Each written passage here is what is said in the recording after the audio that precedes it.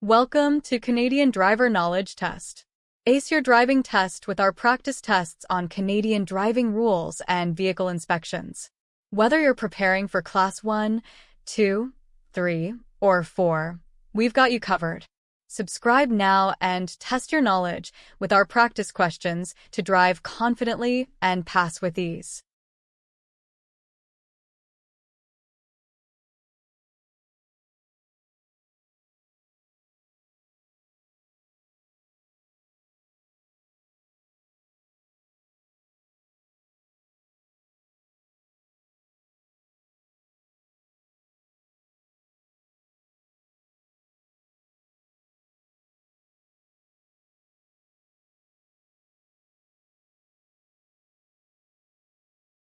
Question 1. Under what circumstances are you permitted to drive a vehicle exceeding 4,600 kilograms with a Class 2 or 3 license? A. If the vehicle is only used for farming purposes. B. With permission from ICBC. C. If bus and trailers do not have air brakes. D. None of the above. The answer is C. If bus and trailers do not have air brakes.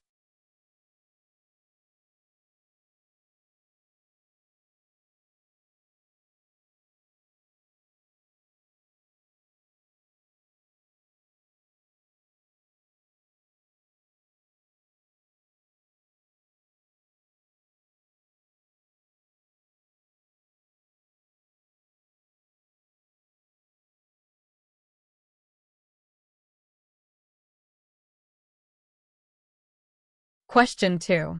Which of the following statements is false? When applying for a commercial driver's license, heavy trailer endorsement, or industrial air brake endorsement, you will be asked to A. To have a driver's medical examination form that your doctor needs to complete and send to Road Safety BC. B. To complete a declaration form regarding medical conditions. C. If you have certain medical conditions that may affect your fitness and ability to hold a commercial driver's license. D. To sign a declaration that most of the medical conditions won't affect your safe operation of a vehicle. The answer is D. To sign a declaration that most of the medical conditions won't affect your safe operation of a vehicle.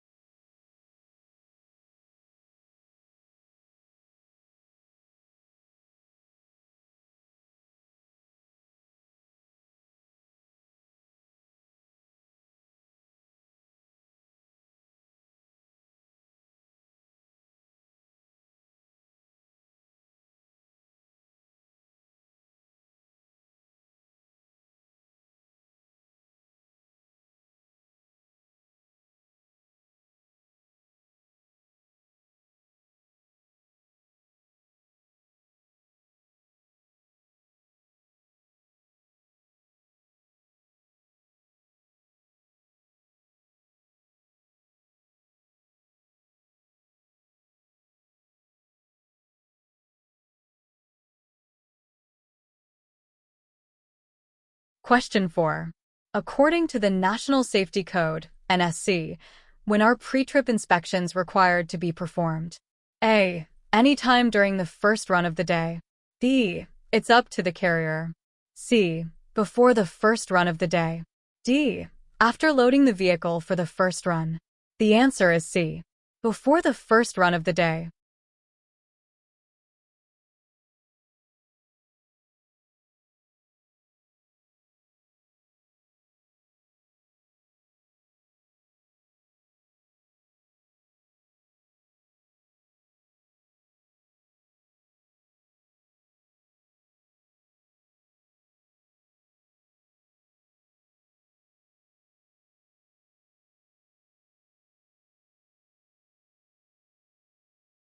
Question 5. Which classes of driver's licenses permit the operation of a school bus? A. Class 3. B. Class 5. C. Class 4 restricted. D. Class 4 unrestricted. The answer is D, Class 4 unrestricted.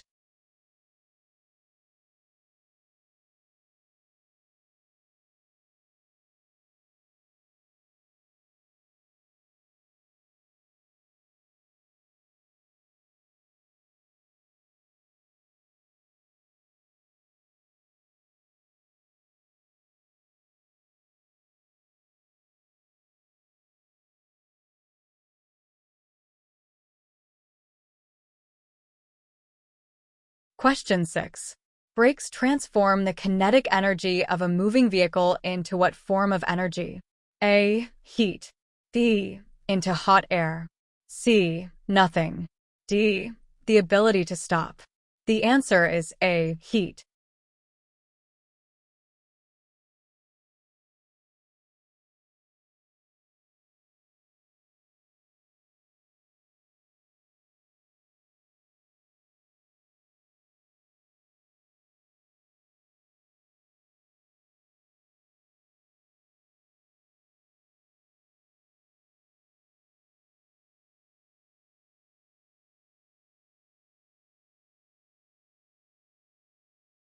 Question 7. What qualifies as a special activity bus?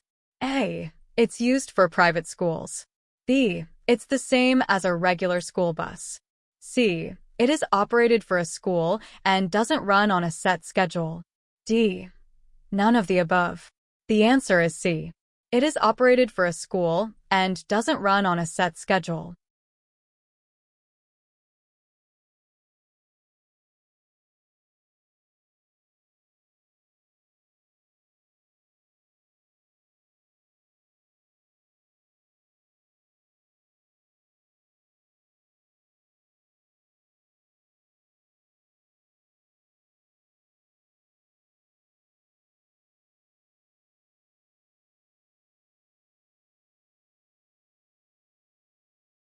Question 8.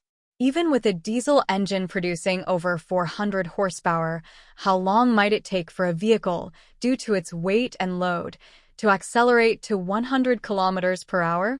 A. 1 kilometer and over 1 minute. B. 4 kilometers and over 4 minutes. C. 2 kilometers and over 2 minutes. D. 3 kilometers and over 3 minutes. The answer is A. 1 kilometer and over 1 minute.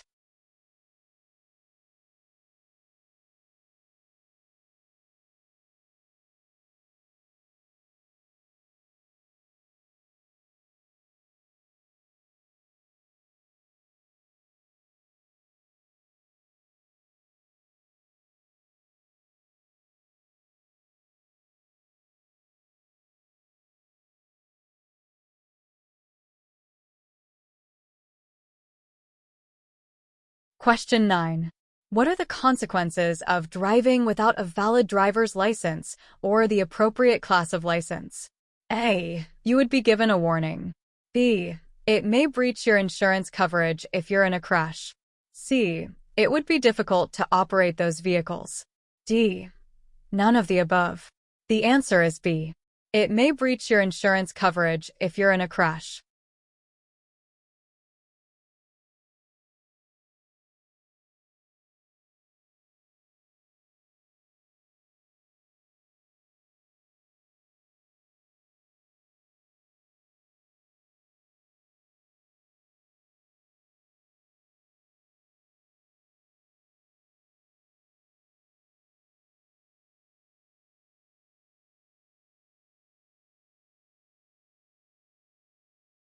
Question 10.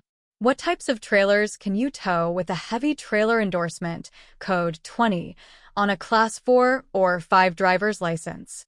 A. Only travel trailers. B. Any trailer you wish to tow. C. Only trailers less than 4,600 kilograms. D. Trailers of any weight provided that neither the truck nor trailer has air brakes. The answer is D. Trailers of any weight provided that neither the truck nor trailer has air brakes.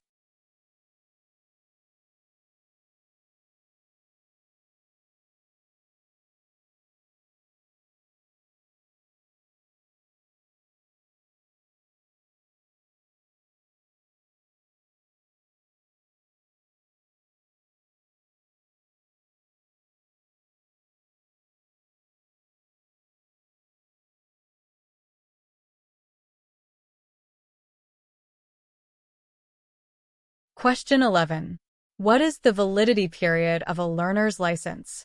A. 9 months. B. 6 months. C. 12 months. D. 24 months. The answer is C. 12 months.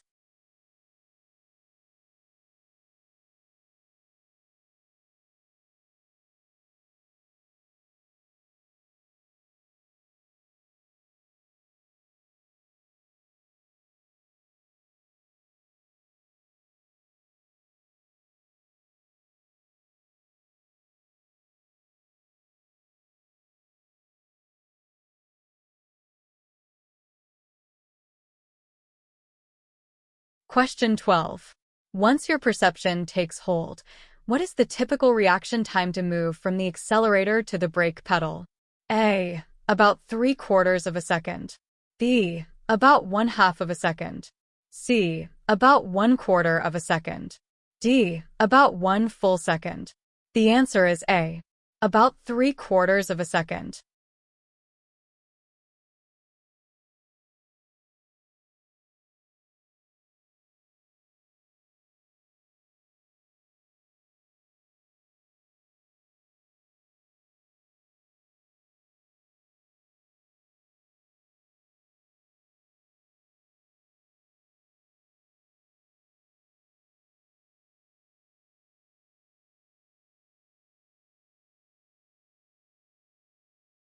Question 13.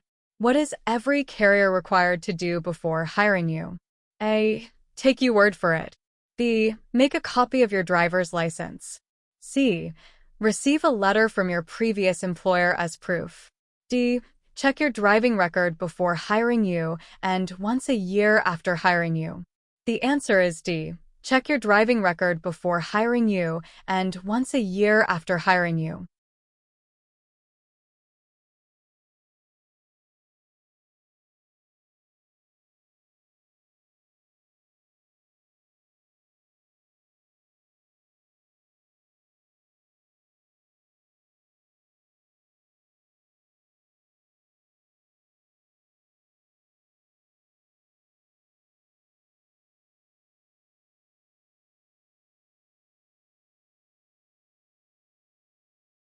Question 14. Where is the heat absorbed and dissipated in a braking system? A. Brake pads. B. Brake lines. C. Tires.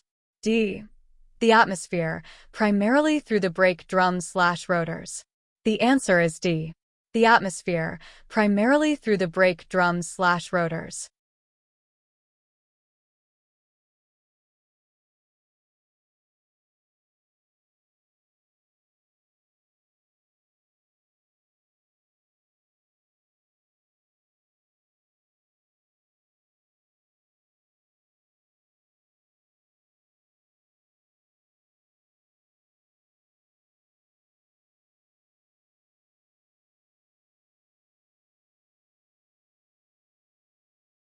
Question 15. What is the minimum age required to legally operate a Class 3 vehicle? A. 17. B. 18. C. 19. D. 20. The answer is B. 18.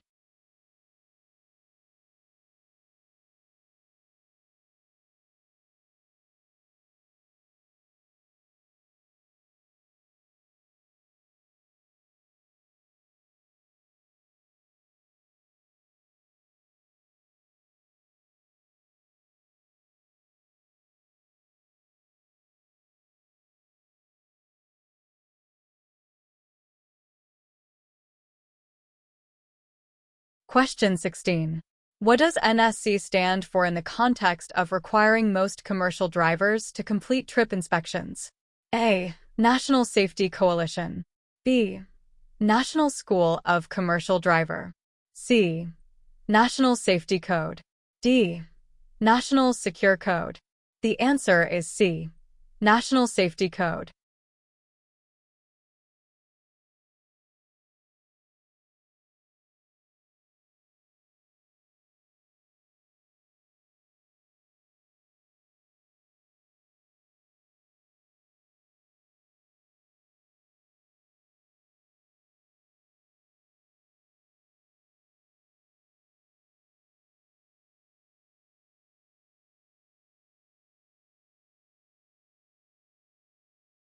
Question 17. Are regular medical exams required as long as you hold a commercial driver's license? A. Yes. B. No. C. If asked by your doctor. D. Only with a medical condition. The answer is D. Only with a medical condition.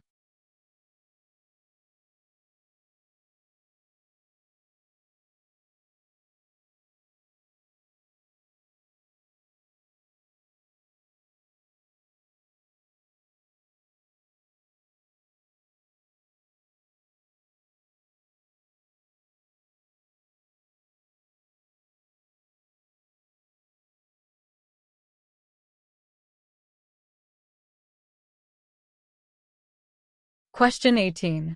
What is the minimum age required to legally operate a Class 4 unrestricted or restricted vehicle? A. 18. B. 19. C. 20. D. 21. The answer is B. 19.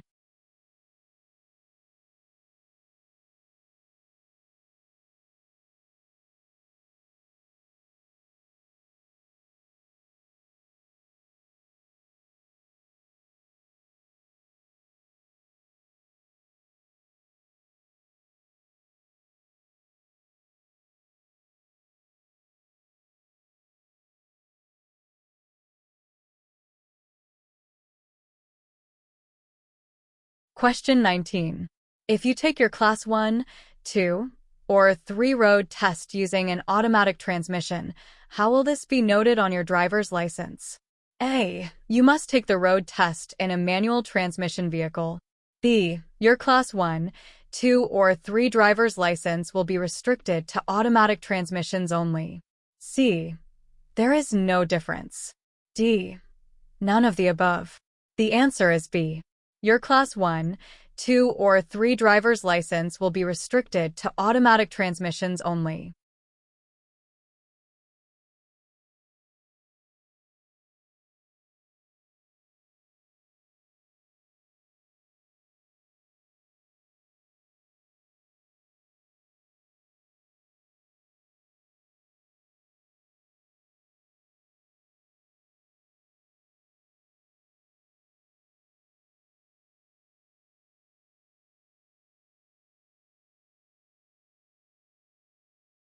Question 20.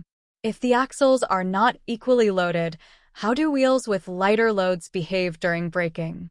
A. They end up bouncing. B. They help to stop the vehicle much quicker. C. They may skid, also resulting in a longer stopping distance. D. None of the above. The answer is C.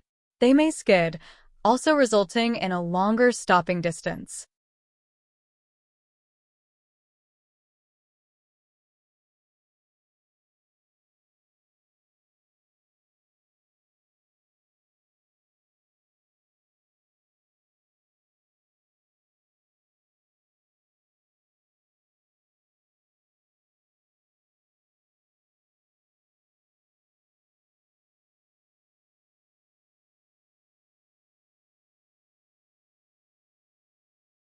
Question 21.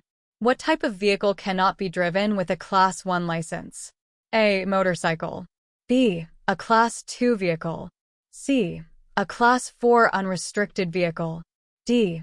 A Class 4 restricted vehicle. The answer is A. Motorcycle.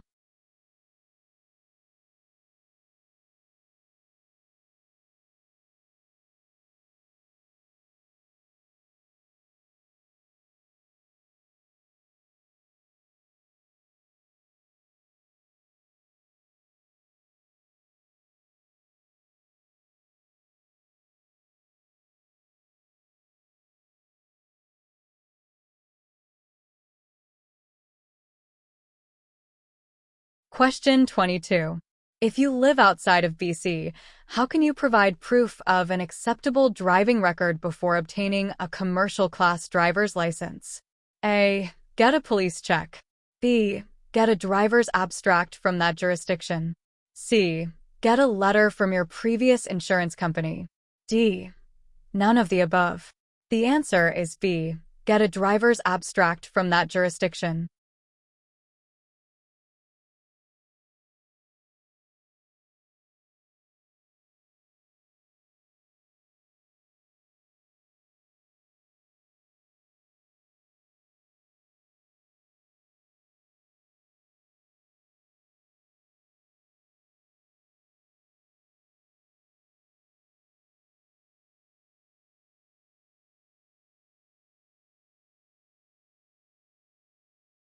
Question 23.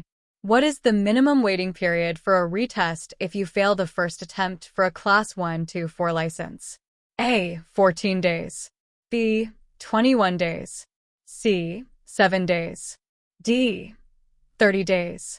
The answer is A. 14 days.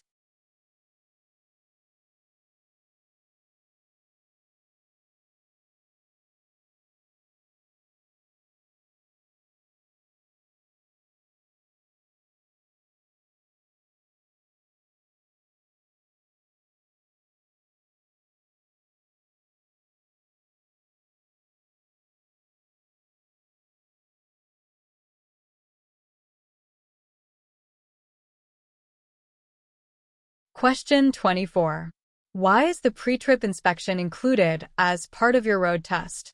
A. It helps to fill the time. B. Because it's part of Road Safety BC rules. C. None of this. D. To show that you know how, when, and why you must complete a trip inspection. The answer is D. To show that you know how, when, and why you must complete a trip inspection.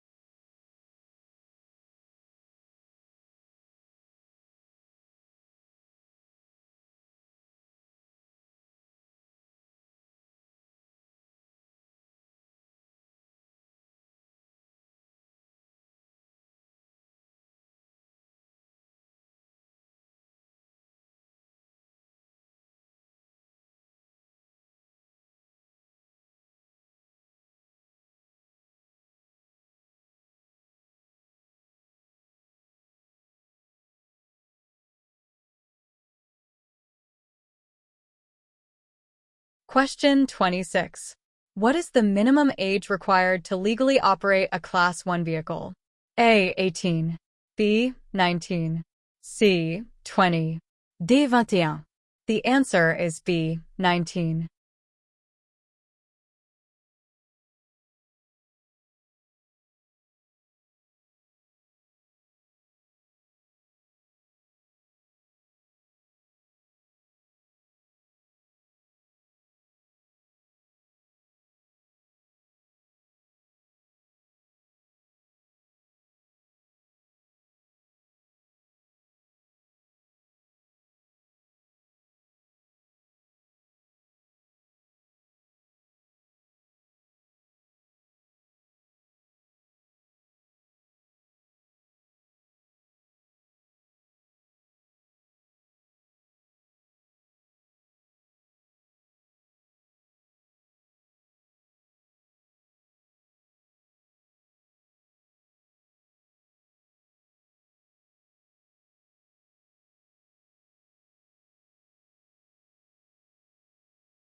Question 1.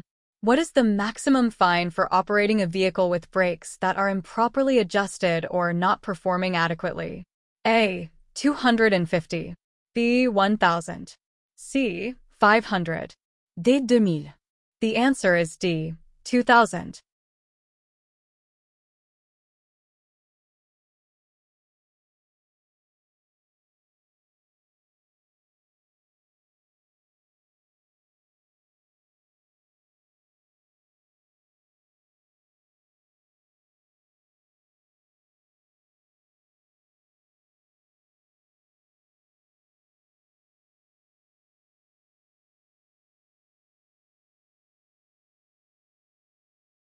Question 2.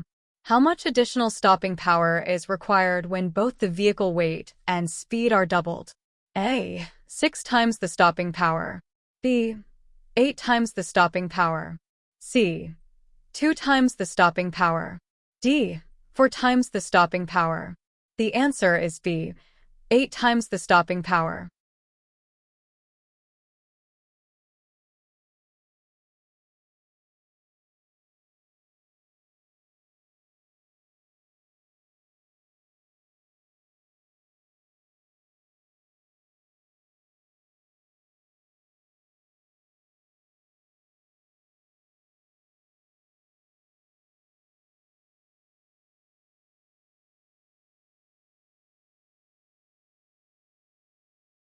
Question 3.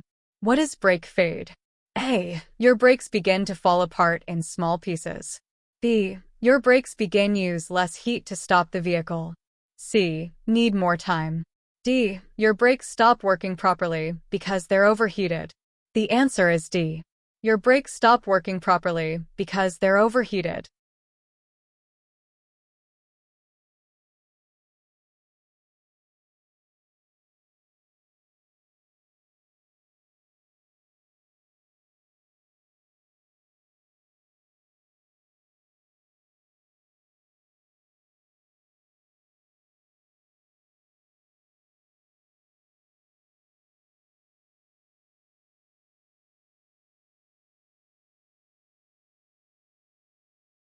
Question 4. What actions can you take if you see a potential hazard while driving? A. Flash your headlights. B. Tap the horn twice. C. Removing your foot from the accelerator and putting it lightly on the brake pedal. D. None of the above. The answer is C. Removing your foot from the accelerator and putting it lightly on the brake pedal.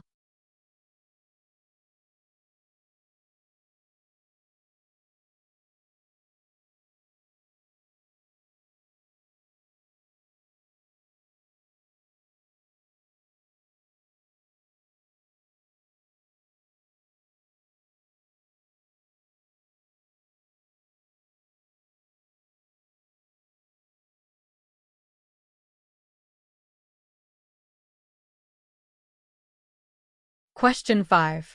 Besides vehicle weight and speed, what is another factor that influences stopping distances? A. The driver's ability. B. The slope of the road. C. The aerodynamics of the vehicle. D. Passenger ability. The answer is B. The slope of the road.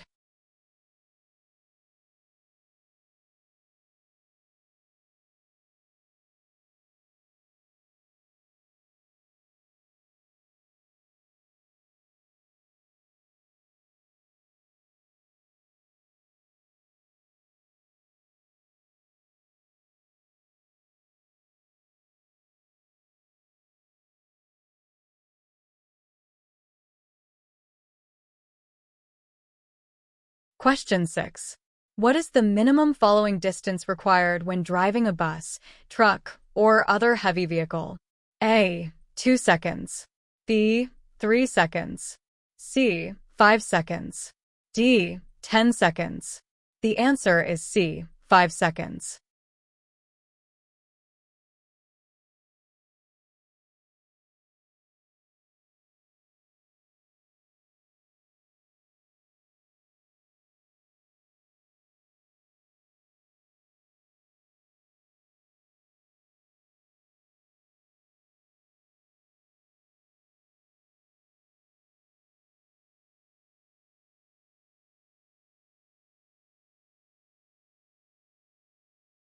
Question 7.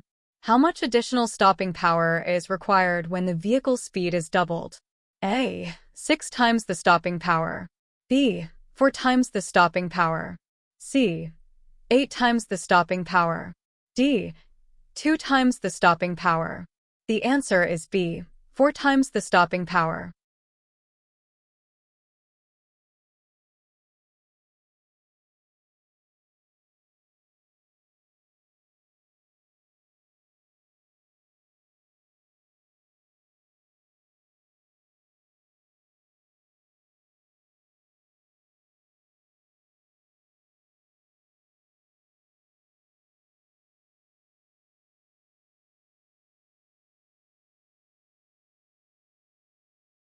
Question 8.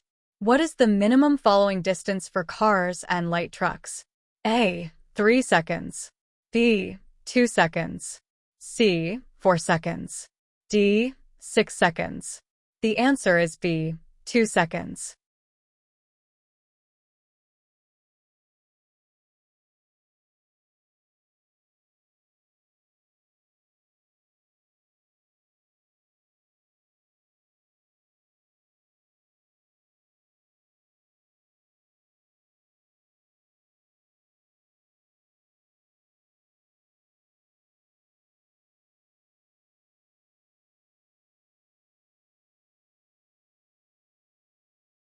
Question 9.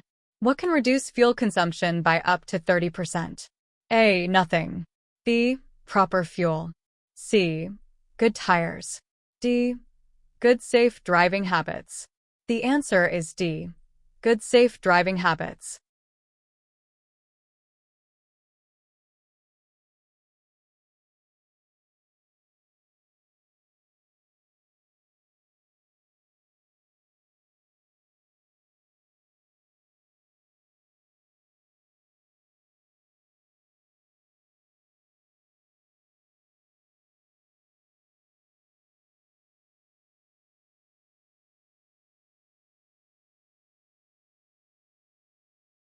Question 10. What should drivers continuously do if the danger zone becomes occupied? A. Plan an escape route. B. Be prepared to put on hazard lights. C. Be prepared to sound the horn. D. Nothing. The answer is A. Plan an escape route.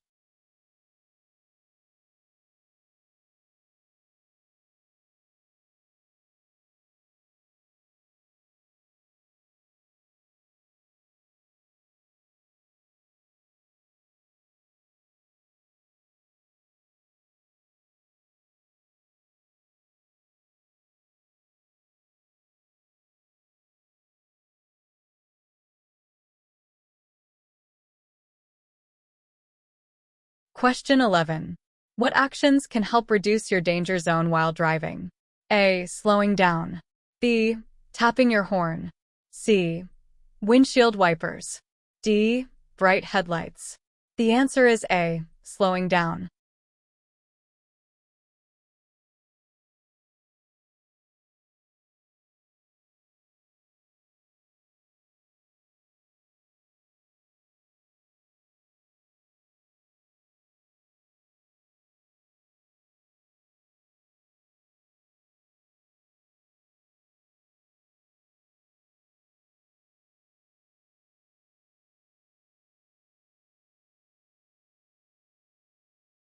Question 12.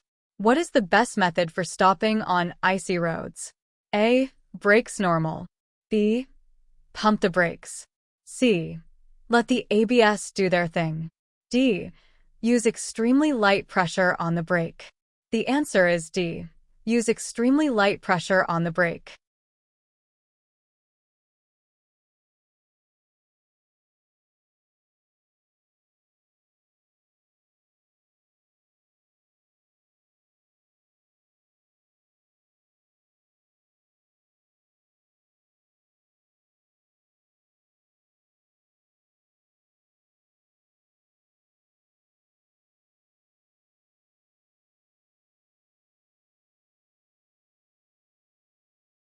Question 13. When is an engine retarder most efficient? A. At higher engine RPM and higher vehicle speed. B. At a higher engine RPM and a lower vehicle speed. C. At normal engine RPM and normal vehicle speed. D. At a lower engine RPM and a higher vehicle speed. The answer is B. At a higher engine RPM and a lower vehicle speed.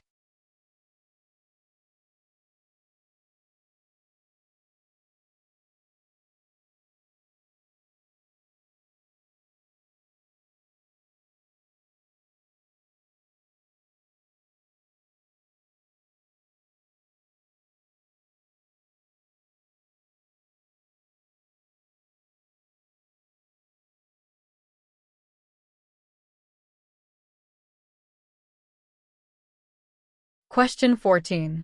What is meant by the vehicle's danger zone? A. Directly in front of the grille. B. The blind spot behind the vehicle. C. The section of road a vehicle travels through before it can stop. D. The blind spot beside the vehicle. The answer is C. The section of road a vehicle travels through before it can stop.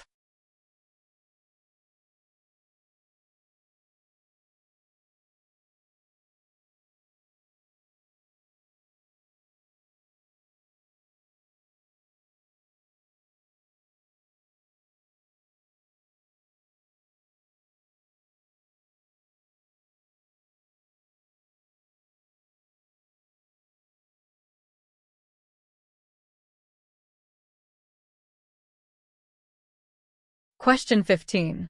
What measures can lessen the impact if a tailgater rear-ends your vehicle? A. Make more gradual stops. B. Pump the brakes before stopping. C. Drive with hazard lights on. D. Nothing. The answer is A. Make more gradual stops.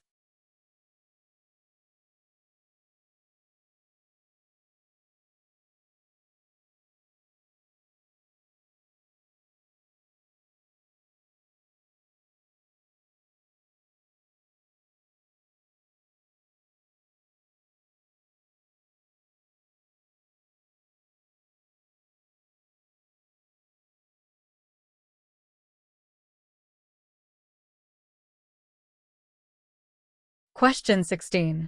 Why is it advisable to place a slight drag on the brakes when driving through water? A. It helps to stop the vehicle. B. It builds up more heat which will evaporate the water, keeping the brakes drier. C. It will reduce the amount of water entering the brake drums and shoes. D. Nothing. The answer is D. Nothing.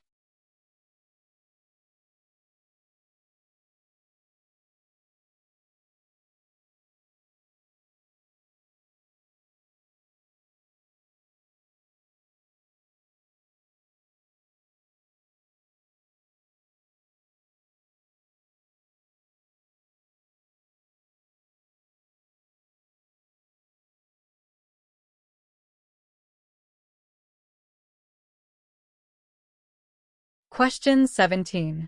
What should you do if you're unable to keep up with the traffic flow? A. You must monitor your mirrors more regularly. B. You must put your hazard lights on while in whichever lane you're in. C. You must tap your brake on occasion to warn drivers behind. D. You must travel in the right lane. The answer is D. You must travel in the right lane.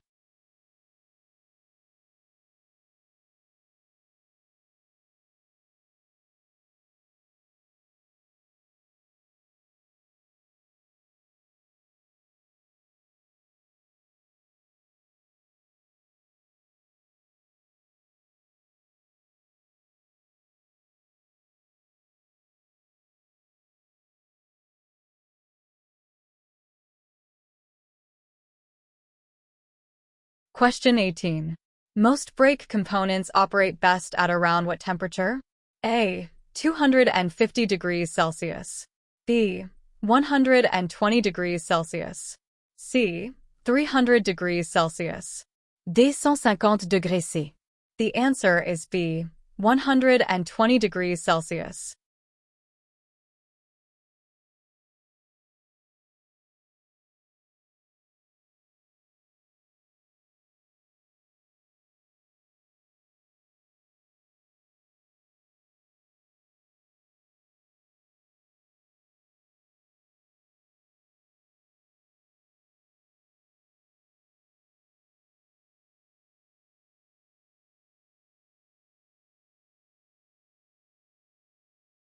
Question 19. What is another term for engine retarders? A. Engine brakes. B. Electric brakes. C. Exhaust retarders. D. Hydraulic retarders. The answer is A. Engine brakes.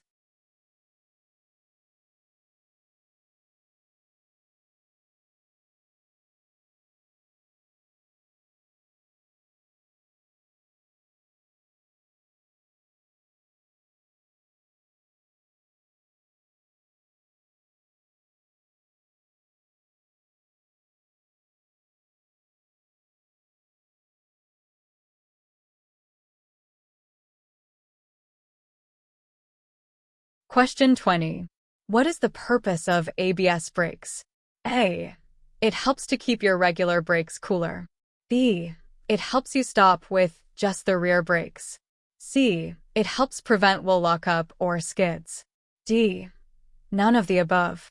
The answer is C. It helps prevent wheel lockup or skids.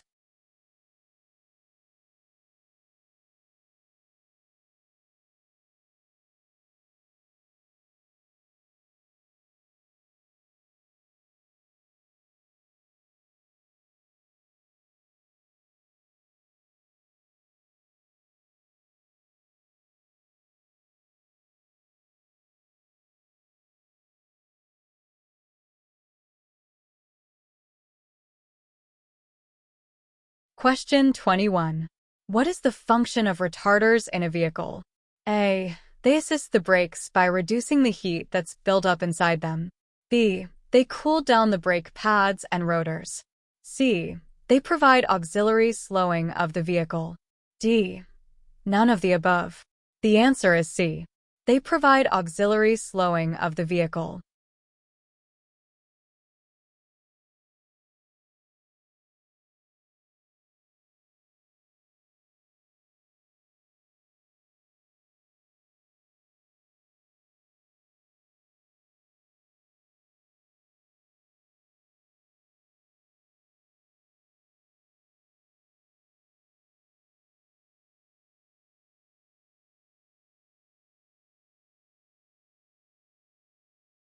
Question 22.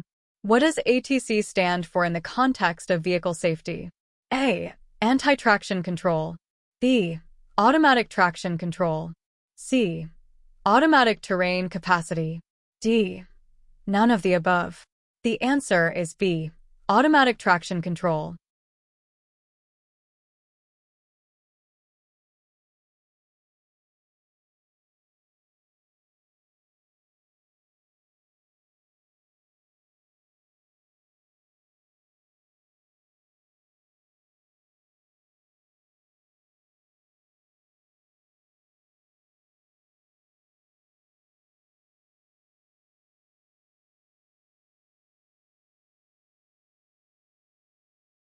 Question 23.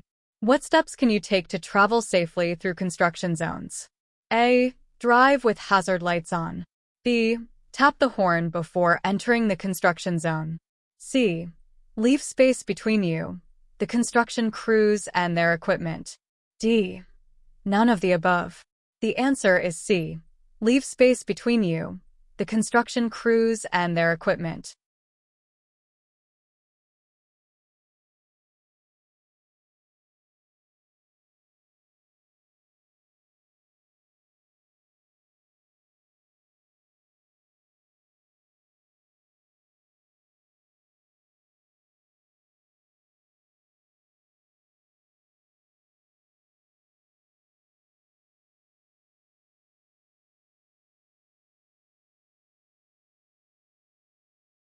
Question 24. What is the purpose of a runaway lane? A. It serves as a rest area. B. It gives drivers room to accelerate up to speed. C. To allow drivers to check their brakes before continuing on their route. D. To help slow and stop vehicles if their brakes fail as they are going downhill. The answer is D. To help slow and stop vehicles if their brakes fail as they are going downhill.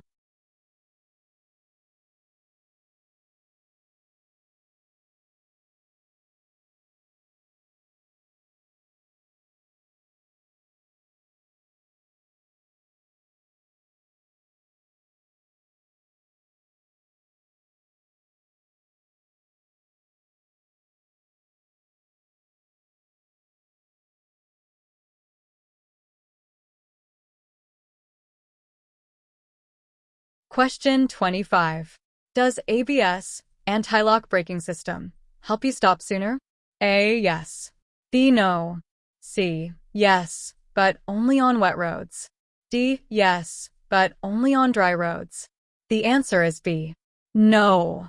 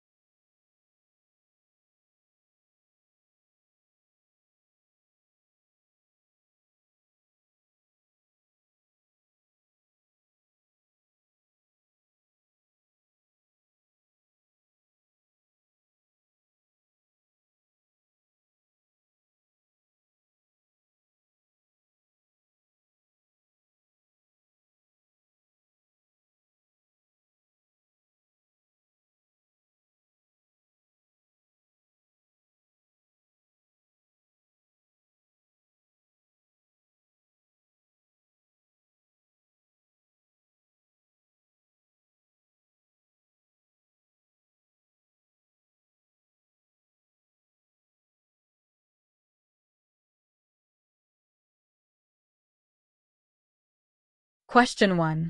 Which statement is false regarding ensuring your vehicle stays in place when parked and preventing it from rolling away? A. If you're parking a single-unit vehicle on an uphill with a curb, turn the wheels to the left towards the center of the road. B. Place the transmission in the highest forward gear if parked facing uphill, or reverse gear if parked facing downhill, or neutral. C. If the vehicle has an automatic transmission, you should block the wheels of any large vehicle parked on even a slight grade. D. Set the parking brake in the tractor. The answer is B. Place the transmission in the highest forward gear if parked facing uphill, or reverse gear if parked facing downhill, or neutral.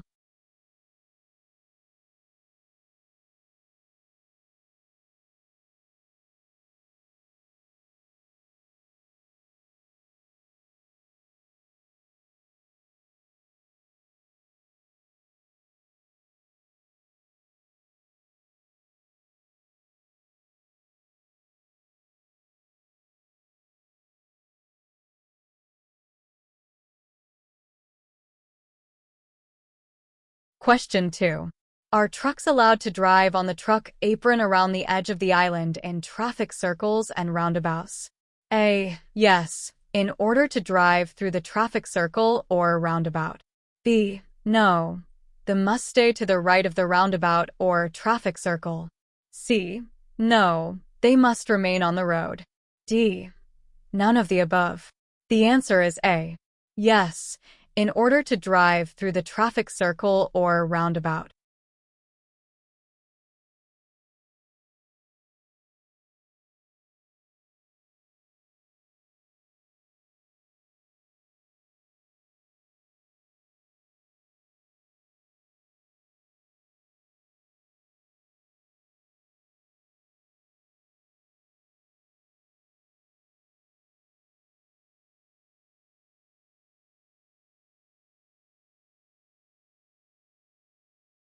Question 3. When curving to the left, why should you keep the front wheels close to the right edge of the lane? A. To flatten the curve. B. To give the driver more visibility. C. To make the cure more manageable. D. To keep your driver's side rear wheels out of the next lane of traffic. The answer is D. To keep your driver's side rear wheels out of the next lane of traffic.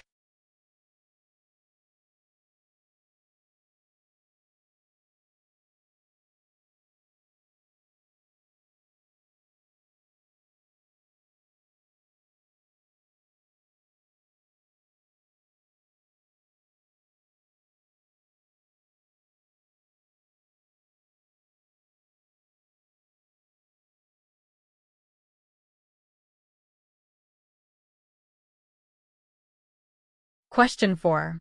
What issues can arise from making frequent lane changes? A. Nothing. B. They are time-consuming. C. They add more work for the driver. D. They increase the risk of a collision and can increase fuel consumption. The answer is D. They increase the risk of a collision and can increase fuel consumption.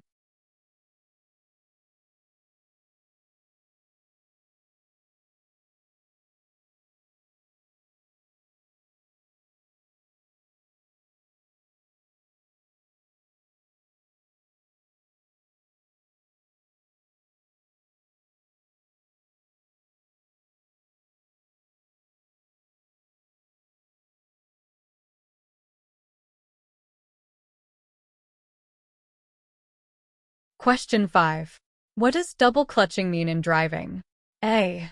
Depressing the clutch pedal twice in the process of moving from one gear to another. B. Using your toes and then heel to depress the clutch. C. Using 2 feet to depress the clutch. D. None of the above. The answer is A. Depressing the clutch pedal twice in the process of moving from one gear to another.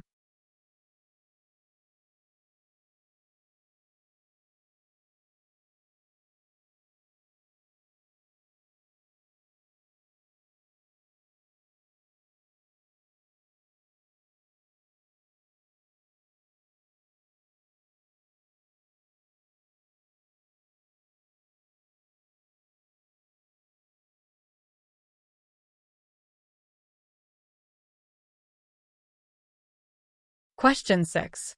When turning, what does the term off track refer to? A. When the vehicle drifts to the outside of the turn. B. When a vehicle moves around a curve, the rear wheels follow a different path than the front wheels. C. When the tires move out of a set of tracks made from other vehicles. D. When the vehicle drifts to the inside of the turn. The answer is B. When a vehicle moves around a curve, the rear wheels follow a different path than the front wheels.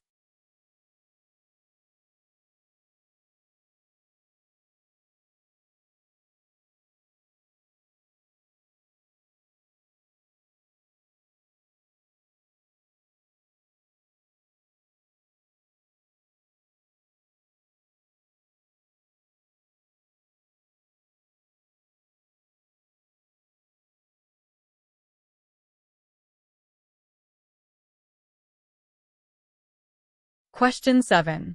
What should you do if you are in the lane closest to an emergency vehicle with flashing lights stopped at the side of the road?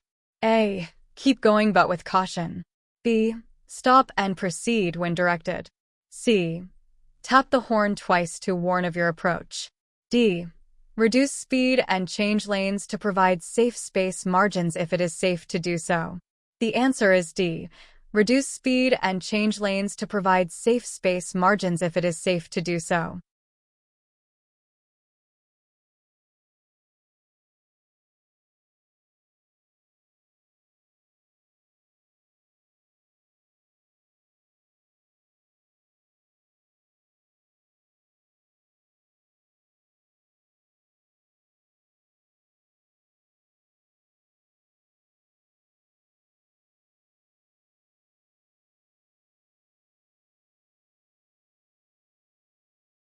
Question 8.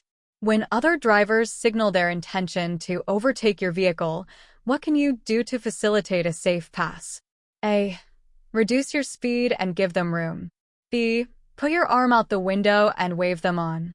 C. Keep going but put on your hazard lights. D. None of the above. The answer is A. Reduce your speed and give them room.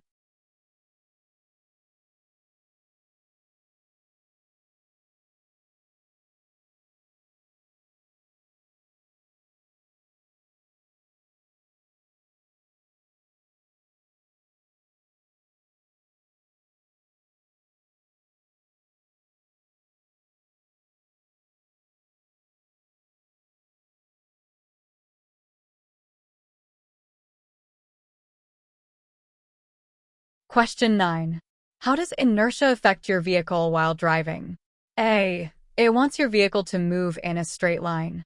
B. It pushes the vehicle to the outside during a turn or curve. C. It pulls the vehicle to the inside of a turn or curve. D. None of the above. The answer is A. It wants your vehicle to move in a straight line.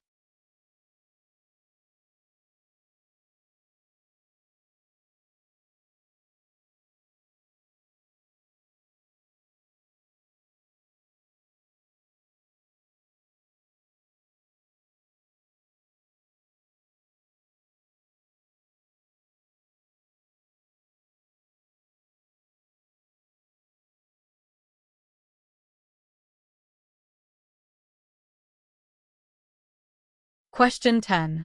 What is the minimum tread depth required for front tires? A. 2 millimeters. B. 3 millimeters. C. 1.6 millimeters. D. 2.6 millimeters. The answer is B. 3 millimeters.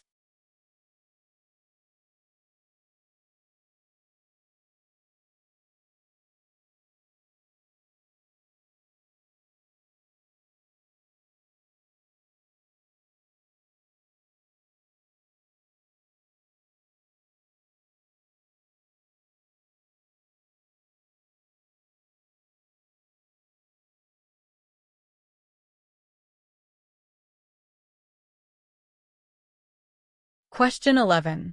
Which lane should you use in different driving situations? A. Only the right lane. B. Whichever lane allows you to drive quickly to your destination. C. The lane that gives you the best vision, allows you to go where you want to go, and that best allows you to blend in with other traffic. D. It doesn't matter.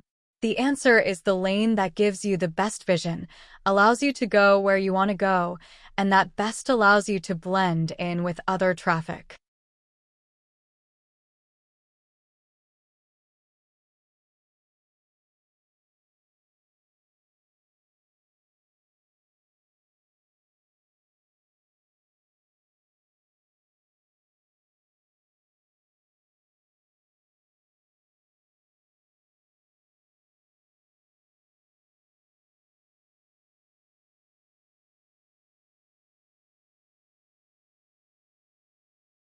Question 12.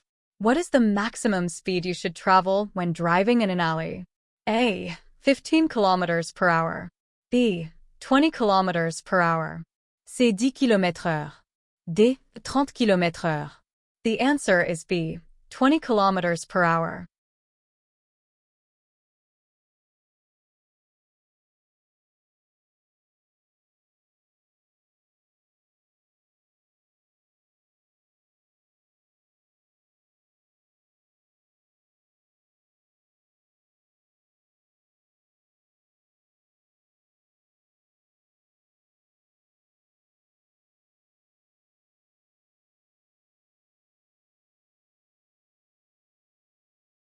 Question 13. What is an engine governor? A. It's an automatic shutoff valve. B. It slows the vehicle down when needed. C. It pushes the accelerator down more when needed. D. It controls the amount of fuel going to the engine and regulates the speed of the engine. The answer is D. It controls the amount of fuel going to the engine and regulates the speed of the engine.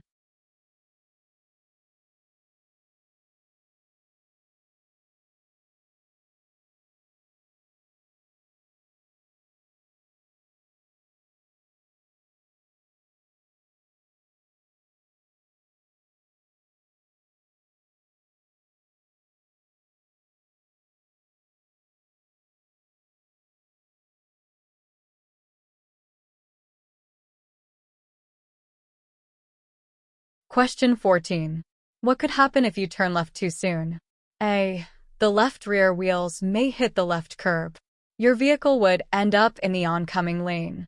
The left side of your vehicle may hit another vehicle in the intersection or run over a median because of off-tracking.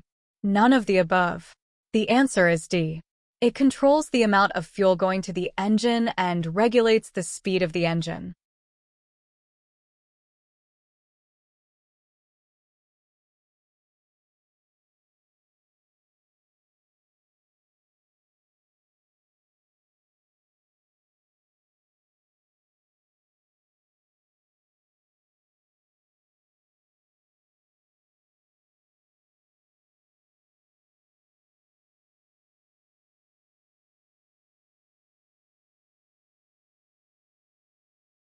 Question 15. When backing up with a guide, where should the guide be positioned? A. Where there's a clear, continuous view of the backing path your vehicle will follow, and you can see the guide throughout the maneuver. B. On the blind side, since you can't see it, they can. C. Directly at the rear of the trailer. D. Wherever it's comfortable for them and you. The answer is A. Where there's a clear, continuous view of the backing path your vehicle will follow, and you can see the guide throughout the maneuver.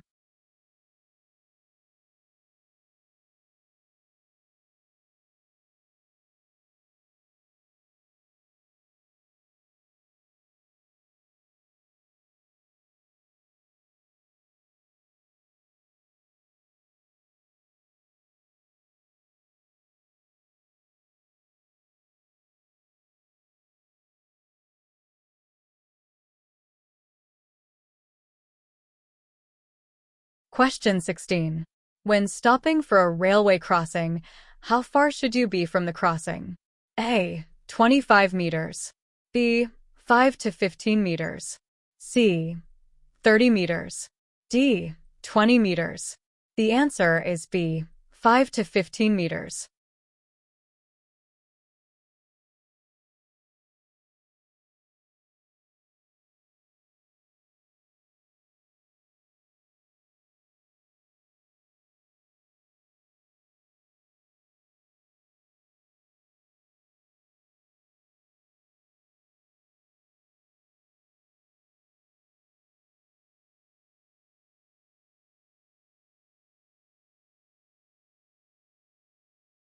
Question 17. What is meant by a stale traffic light? A. A light that has faded over time.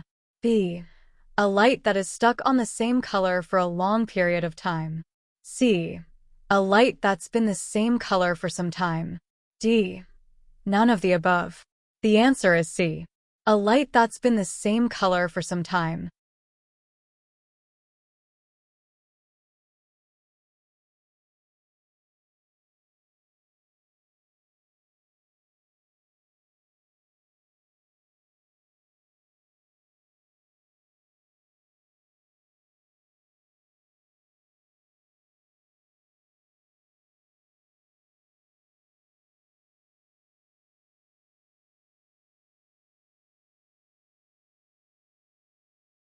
Question 18. Is signaling required when exiting a roundabout? A. Yes, to the right. B. Yes, to the left. C. Not required. D. Only if other vehicles approaching. The answer is D. Only if other vehicles approaching.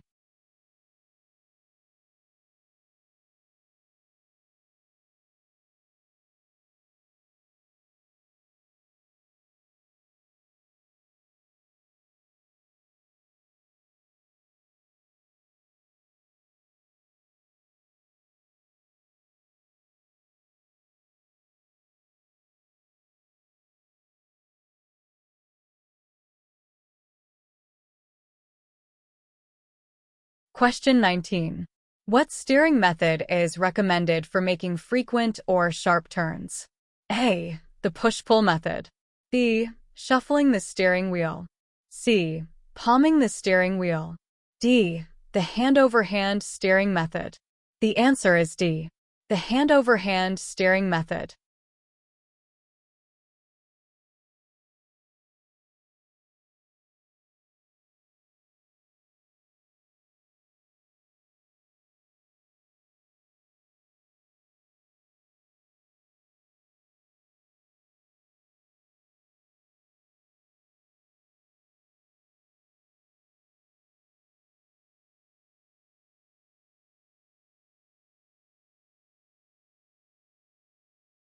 Question 20. When driving at night, when should you switch from high-beam headlights to low-beam headlights? A. 60 meters from the approaching vehicles. B. At least 150 m from the approaching vehicles. C. Only if the oncoming driver flashes their headlights at you. D. Once the vehicle reaches 100 meters from your vehicle. The answer is B. At least 150 m from the approaching vehicles.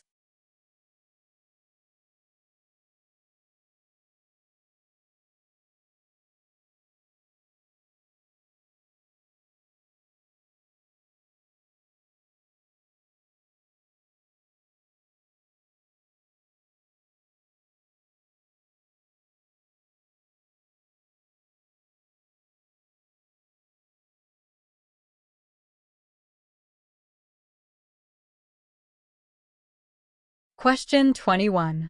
What is meant by lugging in the context of vehicle operation? A. When the engine is operated below peak torque for any length of time. B. When there is a delay in shifting gears. C. When the vehicle is dragging something behind it. D. None of the above. The answer is A. When the engine is operated below peak torque for any length of time.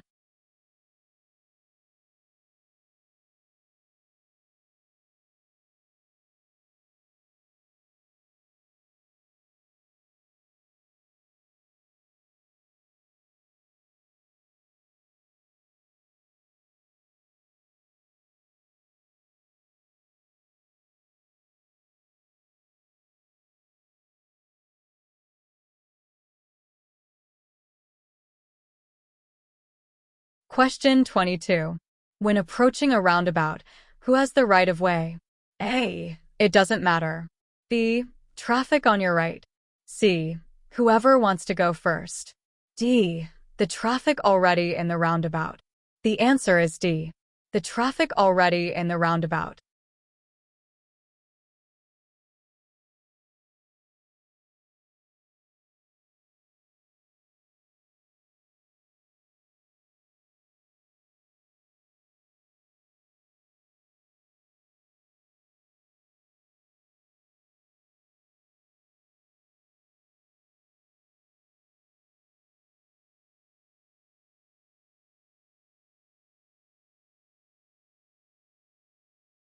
Question 23.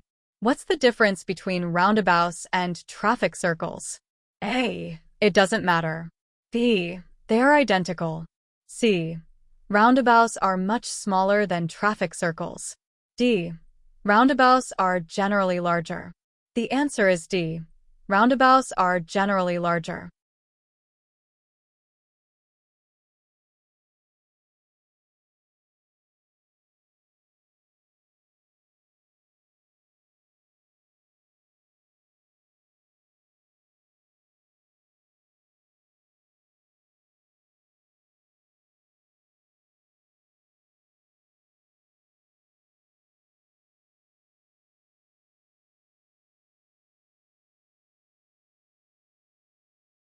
Question 24.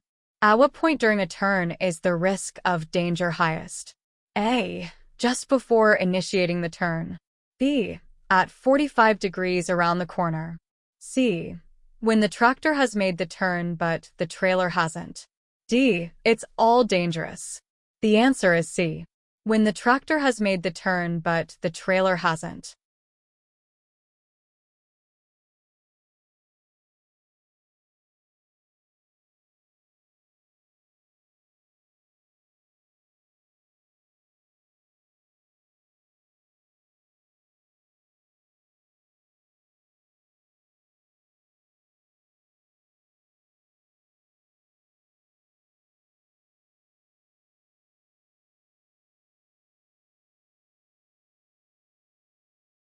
Question 25. When is it recommended to check and adjust tire pressure? A. After each run. B. When the tires are cool. C. When you notice excessive wear. D. After each traveled. The answer is B. When the tires are cool.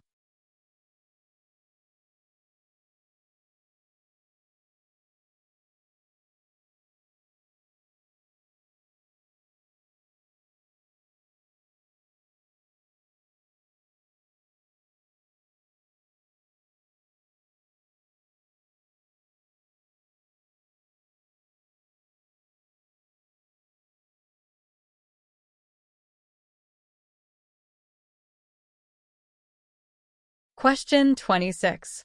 What is the difference between torque and horsepower? A. Torque is used to gain speed while horsepower determines how much speed you can get. B. Torque is used to start the engine and horsepower is used to keep it running. C. They are the same thing. D. Torque is the ability of the engine to move the vehicle and horsepower is used to develop speed. The answer is D. Torque is the ability of the engine to move the vehicle and horsepower is used to develop speed.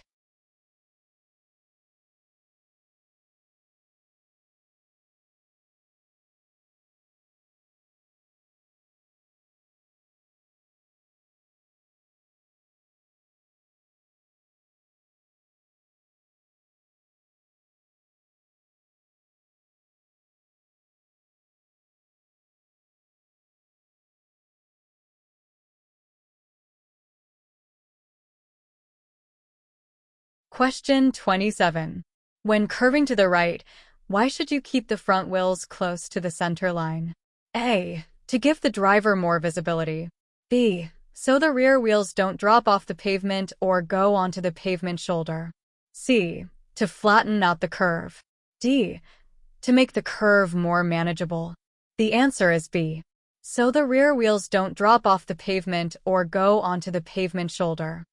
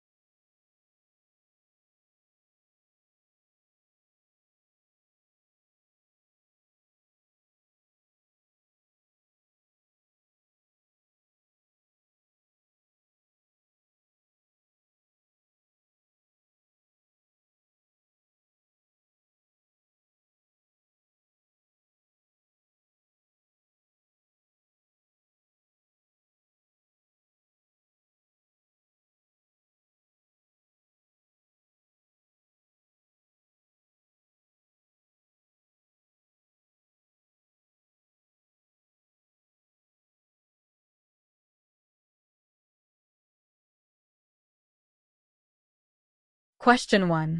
What is meant by the term dunnage? A. Straps attached to the winch.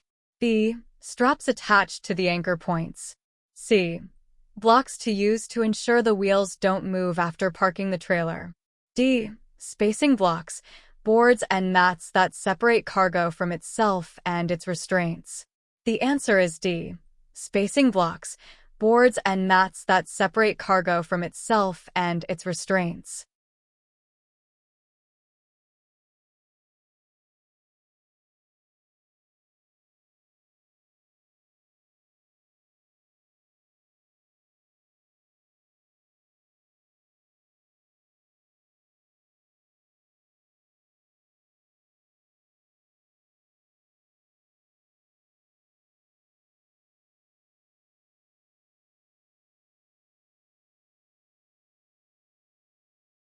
Question 2.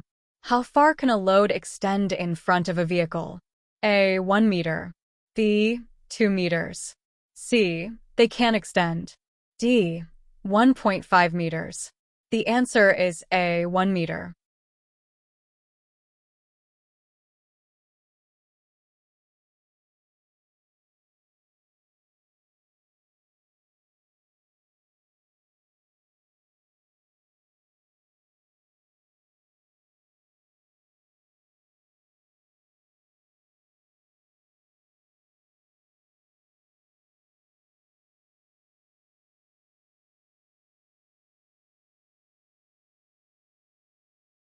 Question 3. When towing two trailers, what risk do you face? A. A slide. B. Locked wheels. C. A jackknife or rollover. D. None of the above. The answer is C. A jackknife or rollover.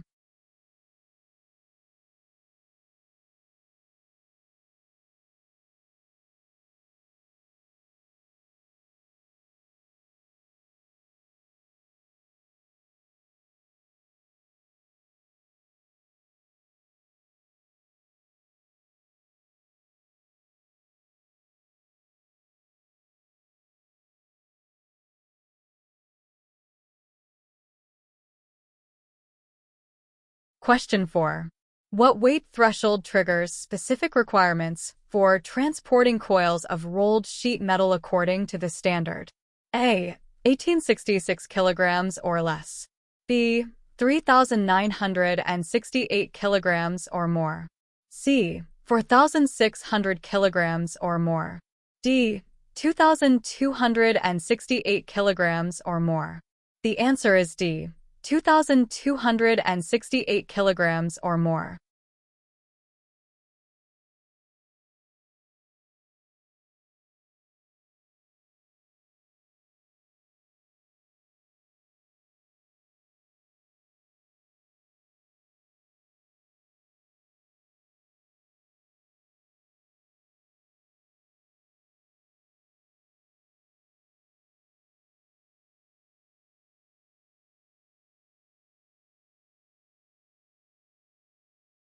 Question 5. What must a driver transporting logs do before entering a highway from a private road?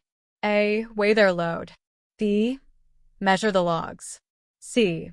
Inspect the vehicle, the logs, and the securing devices to ensure compliance. D. None of the above. The answer is C.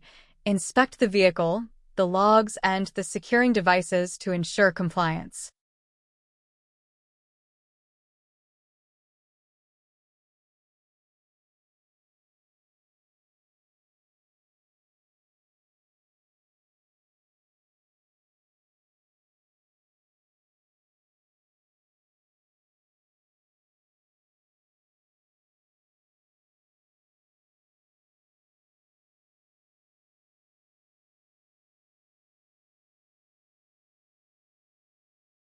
Question 6. What type of hitch is commonly used to couple a truck and trailer? A. A fifth wheel. B. A pintle hitch. C. No hitch, just chains. D. A ball hitch. The answer is B. A pintle hitch.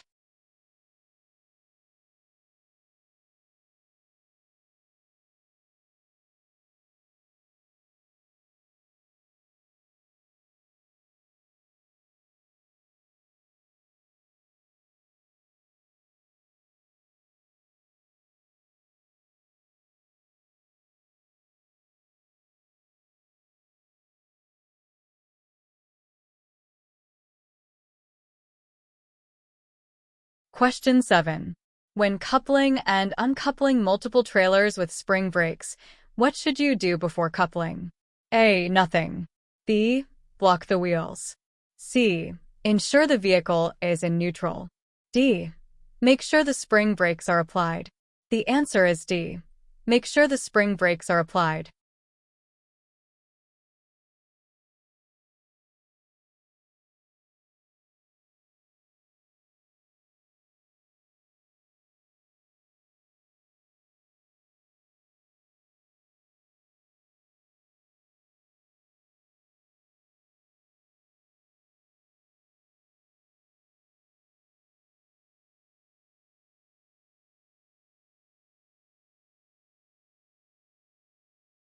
Question 8. How far beyond the turn center can loads on a straight truck extend without requiring a red flag? A. No more than 1 meter. B. No more than 2 meters. C. No more than 4 meters. D. No more than 3 meters. The answer is C. No more than 4 meters.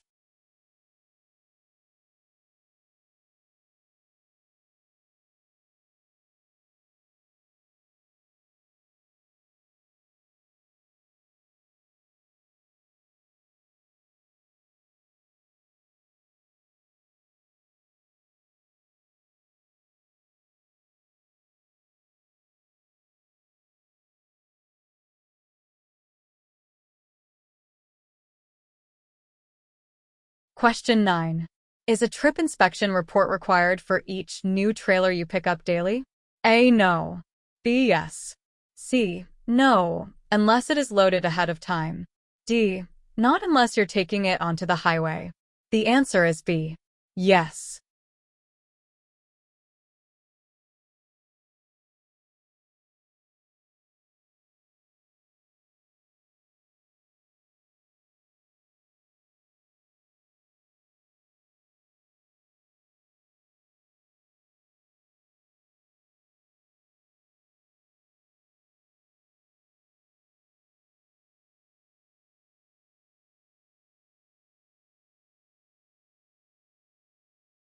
Question 10. If your vehicle becomes disabled, how far should you place warning devices in front of and behind the vehicle? A. 60 m ahead and 60 m behind the vehicle. B. 30 m ahead and 30 m behind the vehicle. C. 75 m ahead and 75 m behind the vehicle. D. 50 m ahead and 50 m behind the vehicle. The answer is B. 30 m ahead and 30 m behind the vehicle.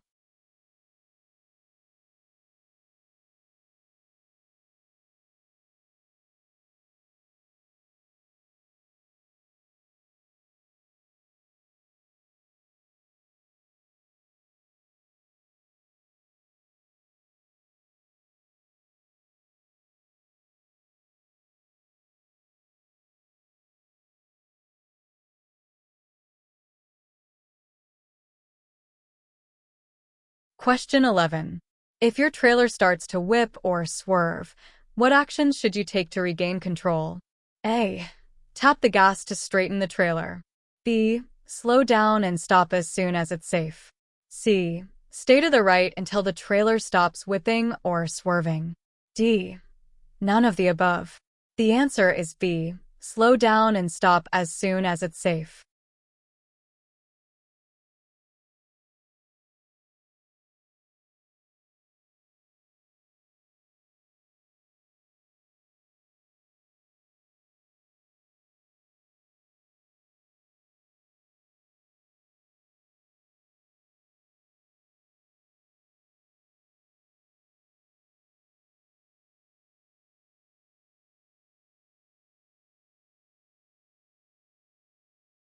Question 12.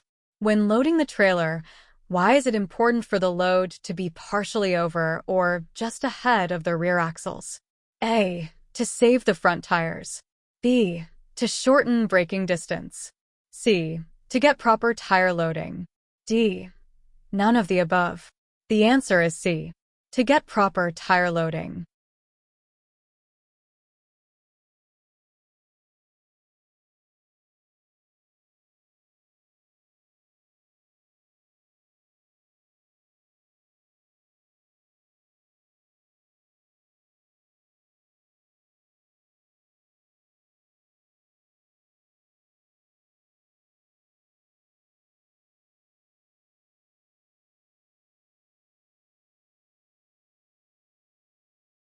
Question 13. How should cargo be loaded to prevent your trailer from leaning? A. Closer to the rear of the rig. B. It doesn't matter as long as it's secured. C. Closer to the front of the rig. D. As close to the center of your rig as possible. The answer is D. As close to the center of your rig as possible.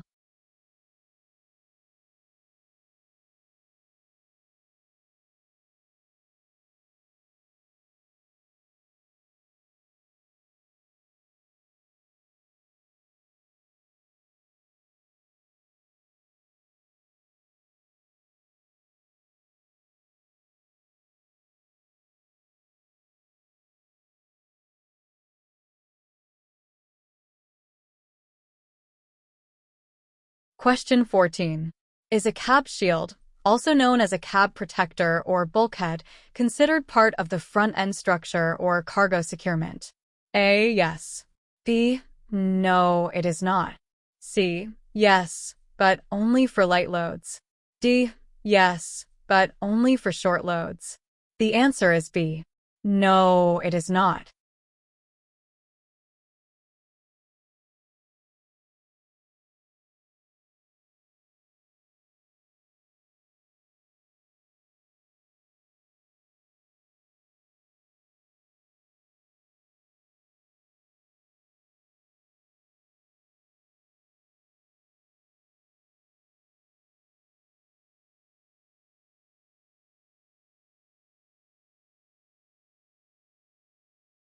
Question 15. A trailer with a high center of gravity increases the chance of the vehicle doing what? A. Rolling over. B. Fishtailing. C. Poor fuel economy. D. Longer stopping distances. The answer is A. Rolling over.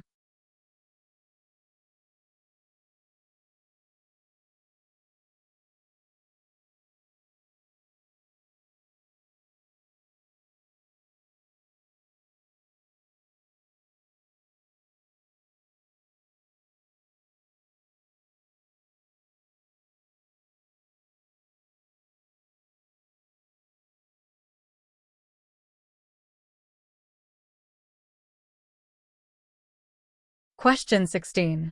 What does TAC stand for in the context of vehicle regulations or safety?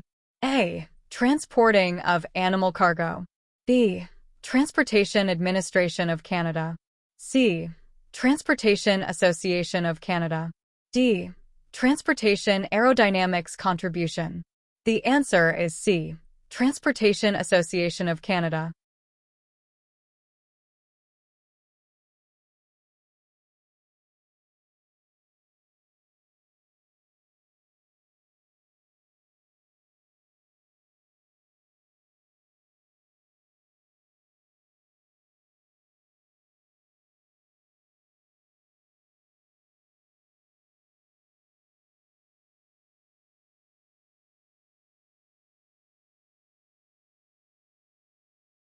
Question 17. When coupling a trailer to the tractor, how can you ensure they are aligned correctly? A. You will feel it. B. You will have to get out of the cab multiple times to check. C. You will hear a click. D. You should be able to see an equal portion of each side of the trailer in each mirror. The answer is D. You should be able to see an equal portion of each side of the trailer in each mirror.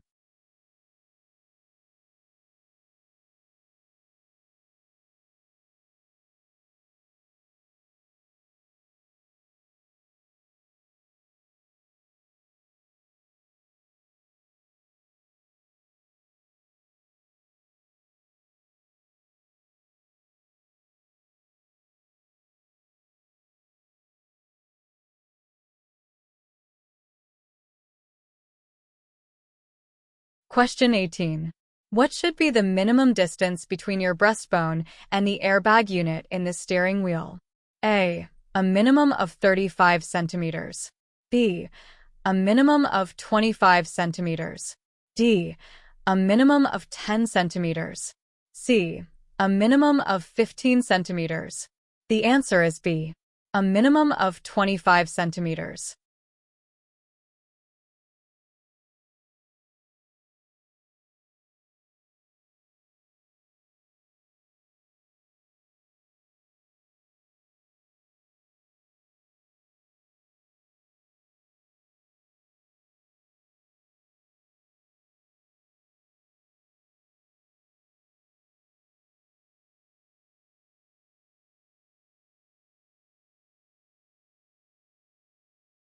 Question 19. Front-end structures less than 1.83 meters in height must be able to withstand a static load of how much? A. At least 30% of the total cargo weight uniformly distributed over the front-end structure. B. At least 75% of the total cargo weight uniformly distributed over the front-end structure. C. At least 50% of the total cargo weight uniformly distributed over the front-end structure. D. At least 25% of the total cargo weight uniformly distributed over the front-end structure. The answer is C. At least 50% of the total cargo weight uniformly distributed over the front-end structure.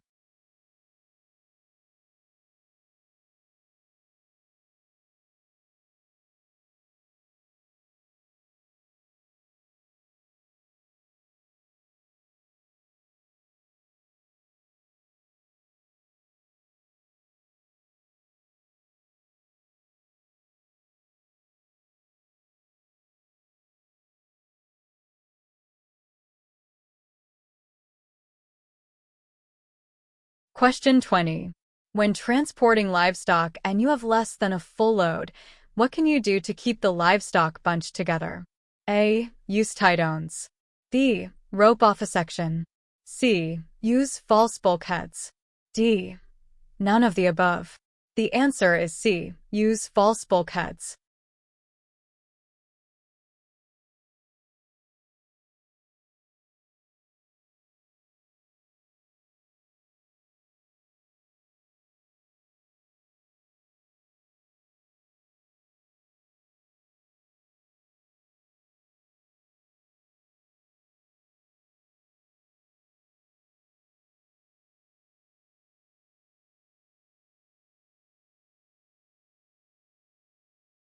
Question 21. For trailers equipped with air suspension, what needs to be done before applying the trailer brakes when leaving the trailer parked? A. More air should be added. B. The air suspension should be drained. C. The wheels should be chalked. D.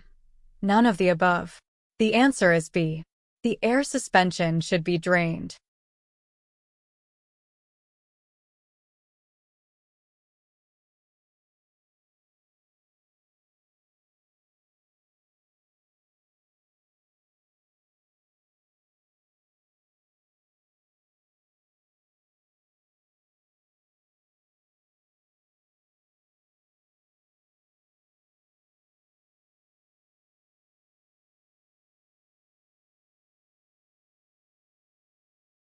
Question 22. How much do vehicles contribute to the total percentage of greenhouse gases? A. 15%. B. 10%.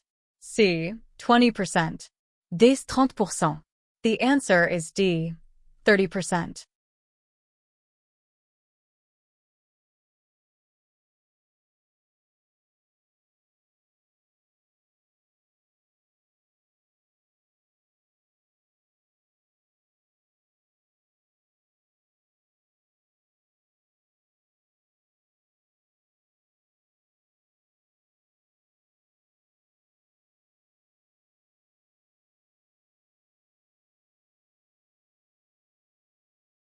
Question 23. What should be used to prevent a tie-down from being cut or scraped where it contacts cargo? A. Metal clamps. B. Additional straps. C. Rubber booties. D. Edge protectors. The answer is D. Edge protectors.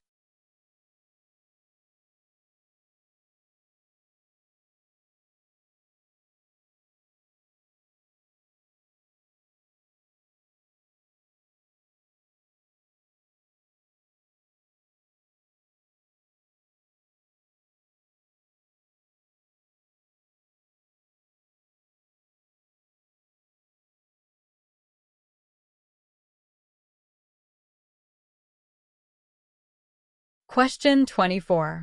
What should be the working load limit of tie-downs used to secure cargo? A. At least 50% of the cargo weight. B. At least 75% of the cargo weight. C. At least 90% of the cargo weight. D. At least 25% of the cargo weight. The answer is A. At least 50% of the cargo weight.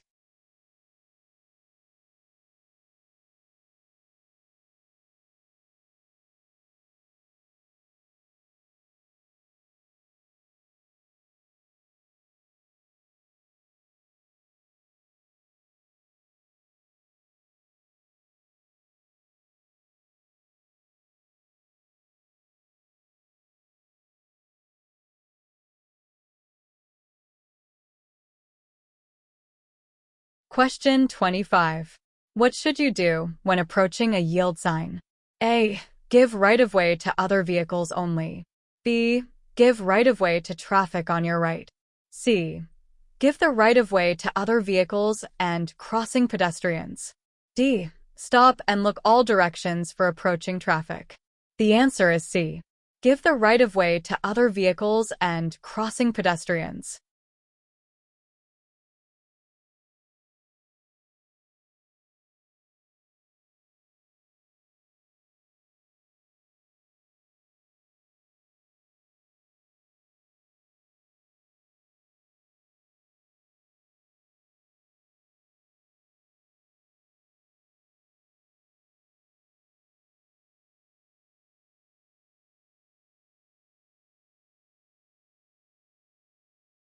Question 26. What does HOV stand for? A. Hydraulic oversized vehicle. B. Heavy occupied vehicle. C. High occupancy vehicle. D. Heavy oversized vehicle. The answer is C. High occupancy vehicle.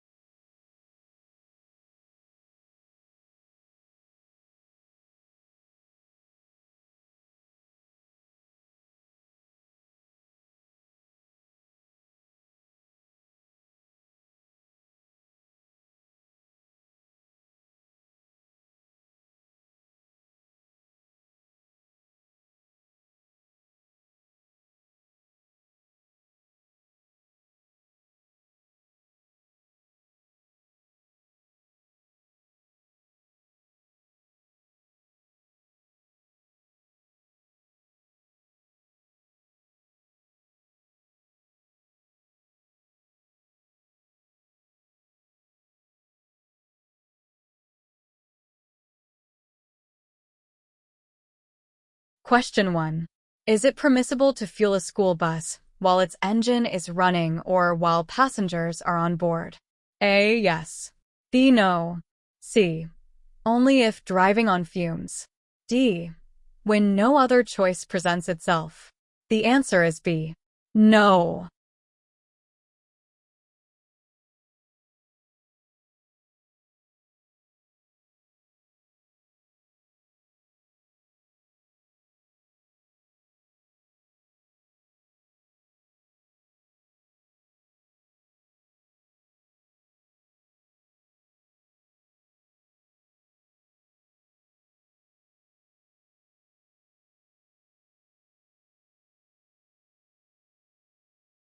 Question 2.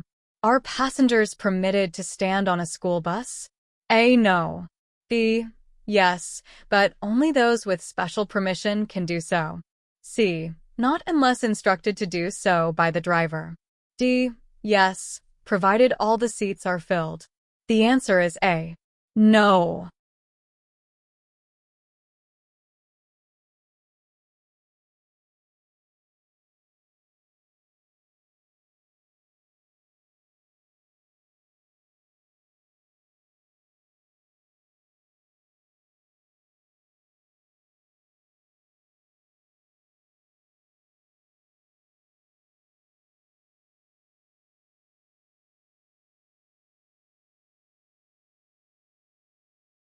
Question 3.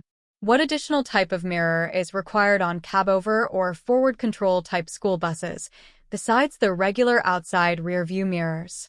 A. A second outside mirror. B. No other mirror is required. C. Another interior mirror. D. Convex mirror. The answer is D. Convex mirror.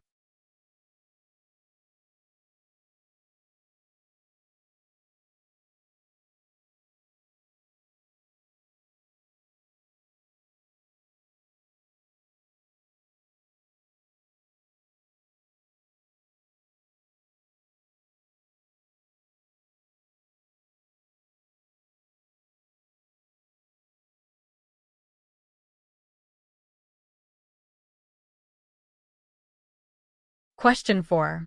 What is the special permit required by some municipalities for all limousine and taxi drivers called? A. A butler's permit. B. A chauffeur's permit. C. A service permit. D. None of the above. The answer is B. A chauffeur's permis.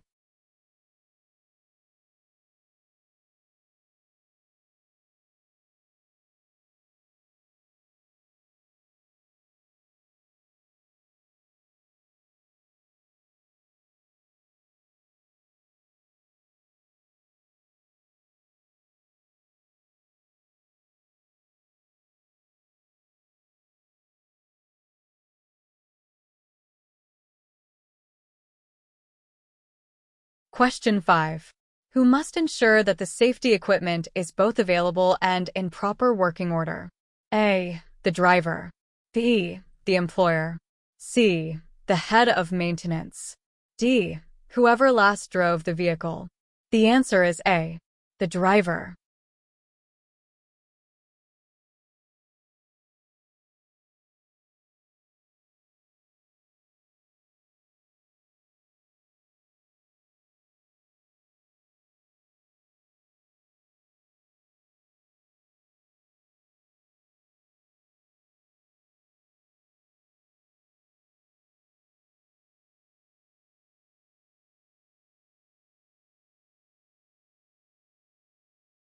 Question 6.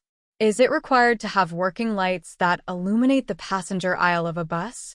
A. None of the above. B. Not unless requested. C. Only at certain times of the year. D. Yes. The answer is D. Yes.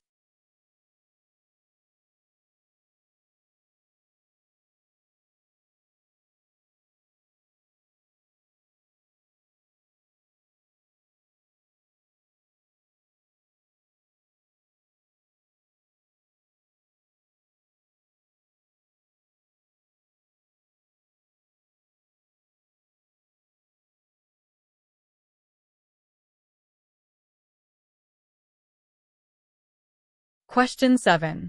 What should you do with your passengers if a crash or breakdown makes it impossible for you to continue driving? A. You can make that decision when the time comes. B. They wait with you until the problem is rectified. C. You must make immediate arrangements to have your passengers transported to their destination with as little delay as possible. D. They are on their own. The answer is C. You must make immediate arrangements to have your passengers transported to their destination with as little delay as possible.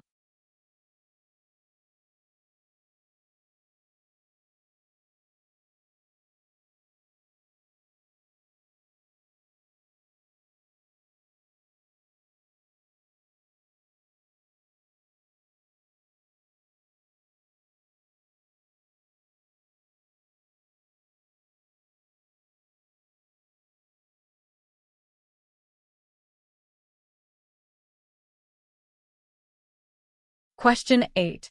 When driving a bus, what is not a useful indicator for avoiding collisions with people or parked vehicles? A. Brake lights, backup lights, and turn signals. B. Front wheels turned out. C. A driver sitting behind the steering wheel. D. The hazard lights flashing. The answer is D. The hazard lights flashing.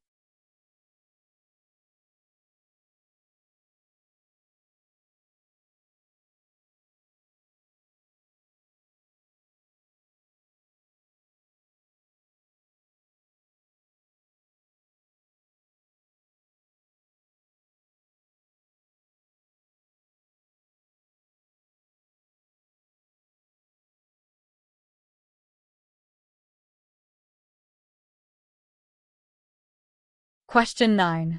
Is it permissible for a person to board or leave a school bus from any side other than the right side? A. No. B. Not unless a problem arises. C. Yes, with special permission.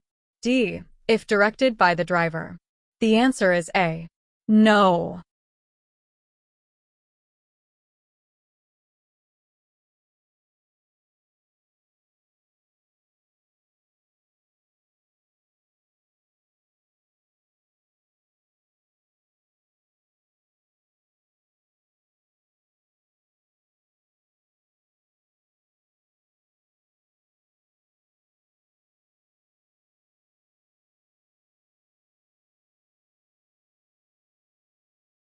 Question 10. How frequently should the brakes on a school bus be tested? A. Weekly. B. Each day. C. Monthly. D. Only if a problem existed. The answer is B. Each day.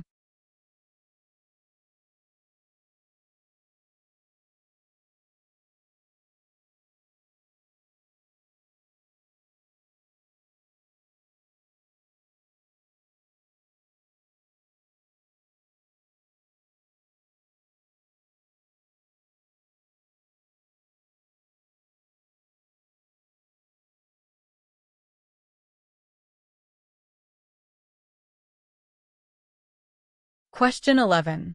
What is the maximum allowable width for a vehicle before an oversized load permit is needed? A. 2.8 meters. B. 2.4 meters. C.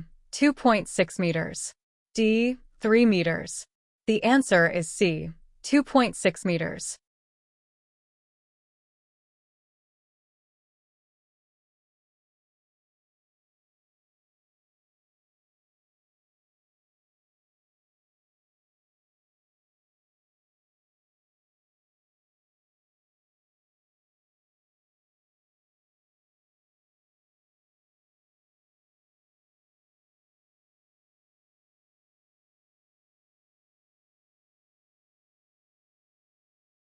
Question 12.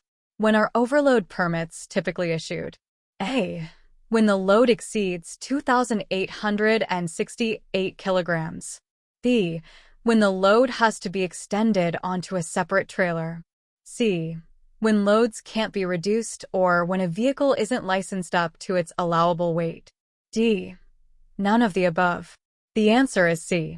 When loads can't be reduced or when a vehicle isn't licensed up to its allowable weight.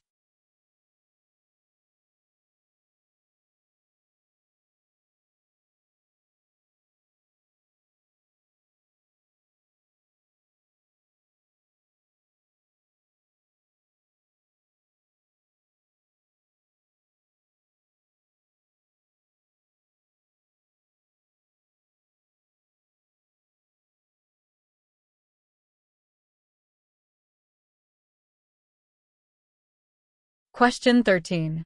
How often should you wash the floor of a school bus with a disinfectant solution? A. Monthly. B. After they have been dirty long enough. C. Daily. D. At least once a week. The answer is D. At least once a week.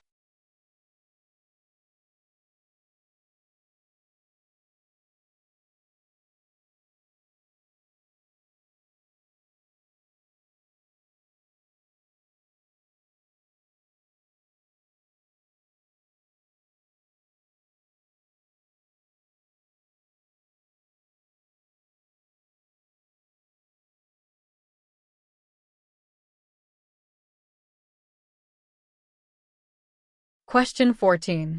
When should you deactivate the flashing lights and retract the stop sign as a school bus driver? A. After waiting at least 15 seconds after your passengers are seated or across the road. B. After your passengers are safely in your vehicle or safely across the road. C. Once there is a gap in traffic. D.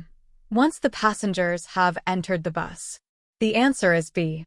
After your passengers are safely in your vehicle or safely across the road.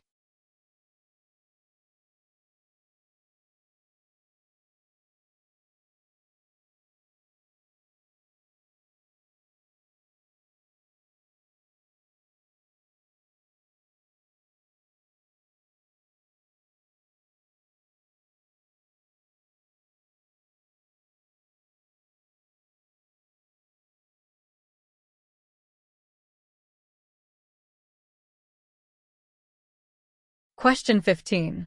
What is the maximum allowable height for a commercial vehicle before requiring an oversized load permit? A. 3.85 meters.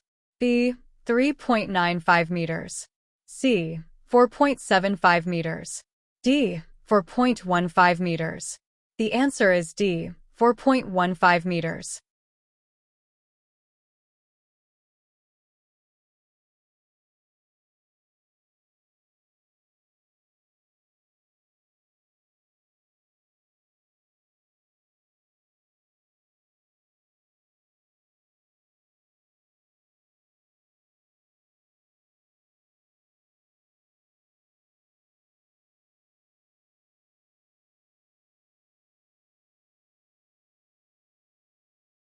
Question 16. Which types of vehicles are required to carry warning devices such as flags and flares? A. Passenger vehicles that have a seating capacity of more than 10 passengers. B. Passenger vehicles that have a seating capacity of up to 5 passengers. C. Passenger vehicles that have a seating capacity of up to 7 passengers. D. None of the above. The answer is A. Passenger vehicles that have a seating capacity of more than 10 passengers.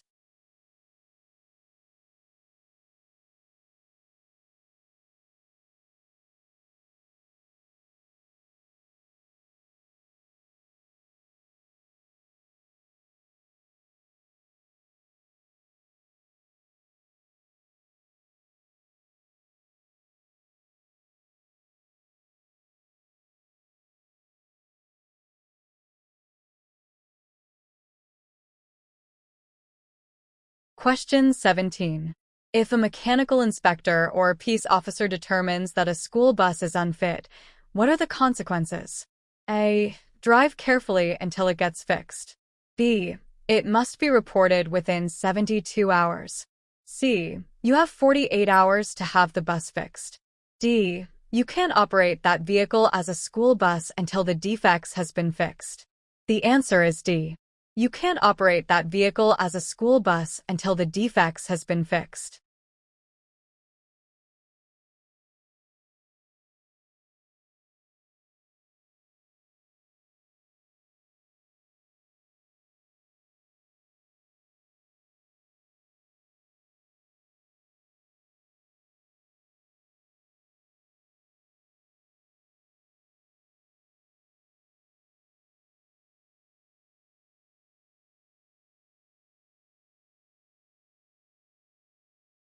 Question 18. What can occur at the rear of the bus before it leaves the curb? A. It follows the same path as the front of the bus. B. It could swing over the sidewalk, hitting someone or something. C. It runs parallel with the curb before pulling into the live lane. D. None of the above. The answer is B. It could swing over the sidewalk, hitting someone or something.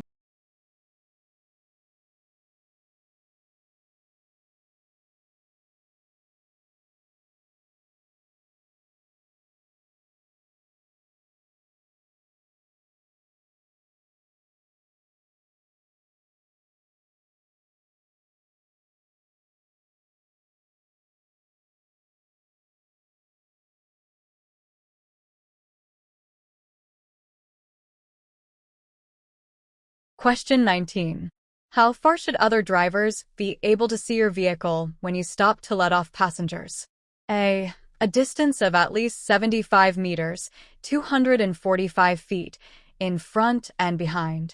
B. A distance of at least 85 meters, 285 feet, in front and behind. C. A distance of at least 35 meters, 115 feet, in front and behind. D. A distance of at least 55 meters, 180 feet, in front and behind. The answer is B. A distance of at least 85 meters, 285 feet, in front and behind.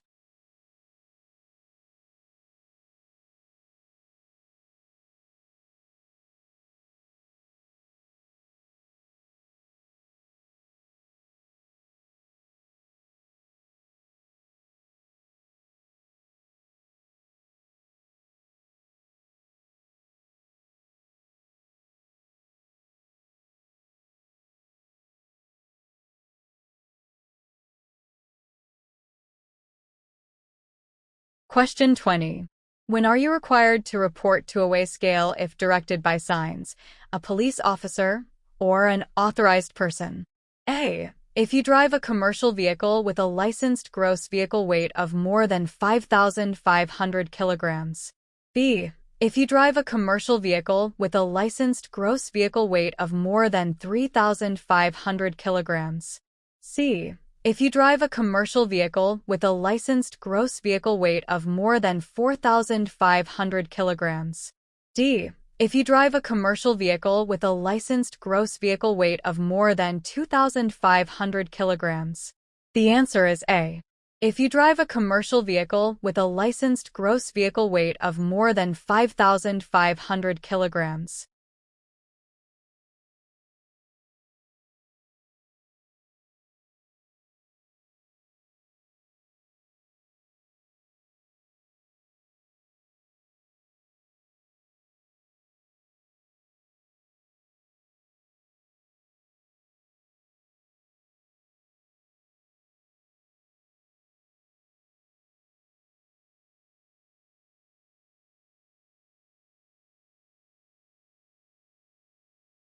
Question 21. Is it necessary to always carry your training certificate when transporting dangerous goods? A. Yes. B. No. C. Only if requested. D. Only if you are on probation. The answer is A. Yes.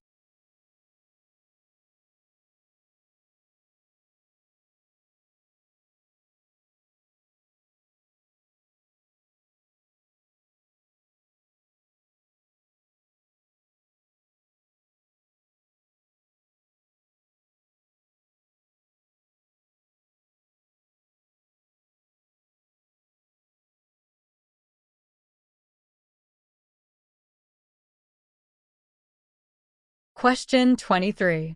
What is a pilot car and why might it be required as a condition of an oversize or overload permit? A. A pilot car removes any debris from the road so the truck can make it through easily. B. A pilot car warns other drivers about the larger than normal vehicle they're about to encounter. C. A pilot car marks the route taken by the truck driver. D. A pilot car looks ahead to help the driver of the truck if there are issues up the road. The answer is B. A pilot car warns other drivers about the larger than normal vehicle they're about to encounter.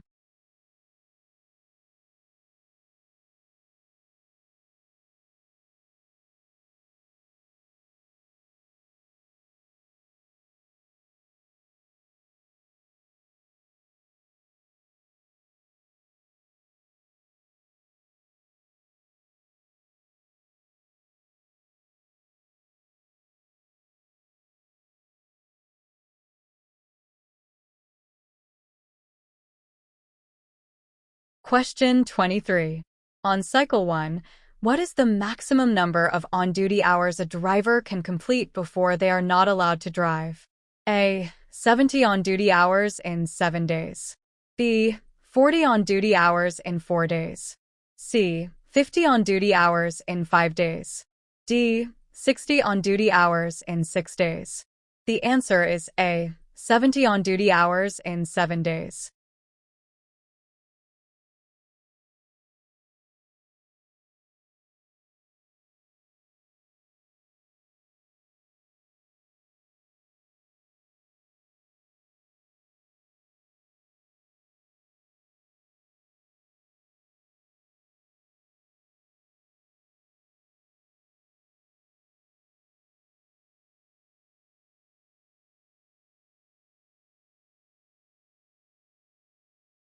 Question 24.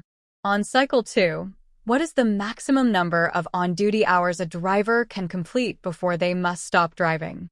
A. 100 hours in 14 days. B. 120 hours in 14 days. C. 110 hours in 14 days. D. 90 hours in 10 days. The answer is B. 120 hours in 14 days.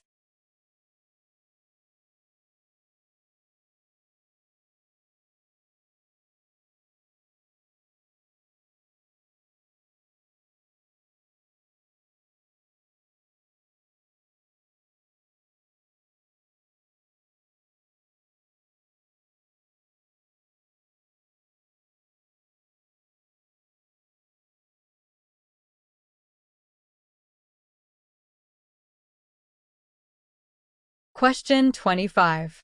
Are post-trip inspections required as well? A. Yes. B. No. C. If requested by an inspector. D. Only if they are traveling more than 160 kilometers that day. The answer is A.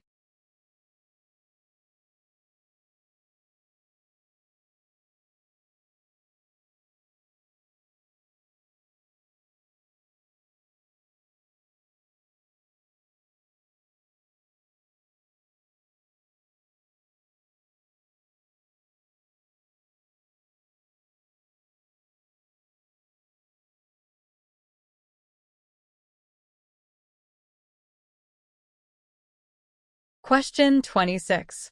Do all commercial vehicles subject to the National Safety Code, NSC, need to be inspected before use each day?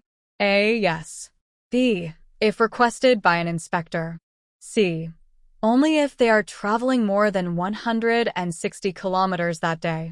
D. No. The answer is A. Yes.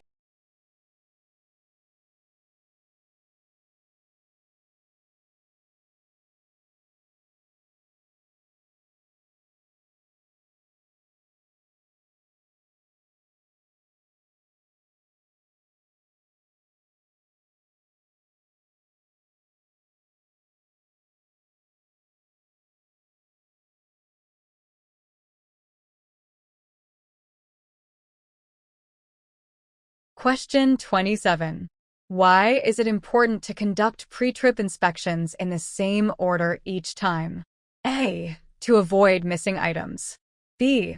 It's part of the NCS guidelines. C. The carrier requests this each time. D. None of the above. The answer is A. To avoid missing items.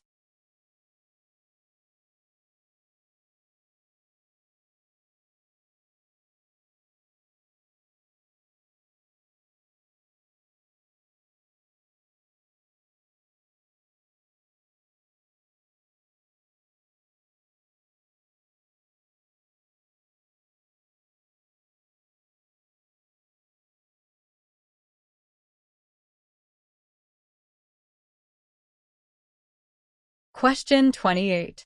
Can a peace officer order you out of service for driving after surpassing the maximum allowable on-duty hours for your operating cycle?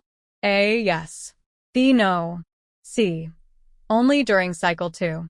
D. Only in certain municipalities. The answer is A.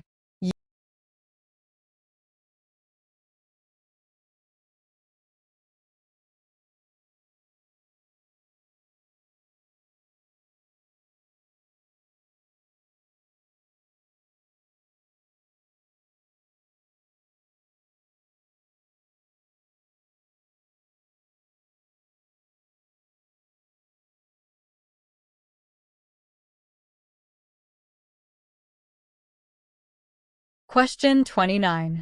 What is defined as on-duty time? A. The time you're driving the vehicle. B. The time when you begin your pre-trip inspection. C. The period when you begin work or when a carrier requires you to be ready to start work. D. None of the above. The answer is C.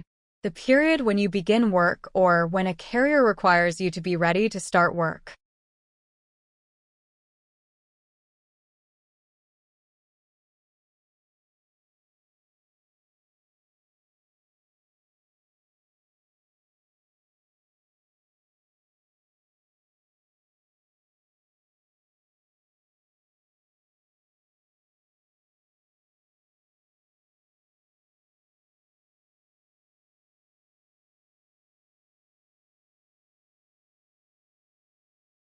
Question 30. When multiple drivers are sharing a vehicle during a trip, who is responsible for signing the trip inspection report? A. Both drivers. B. The driver with the most seniority. C. The newest driver, for experience purposes. D. Only one of the drivers, provided there is no disagreement. The answer is D. Only one of the drivers, provided there is no disagreement.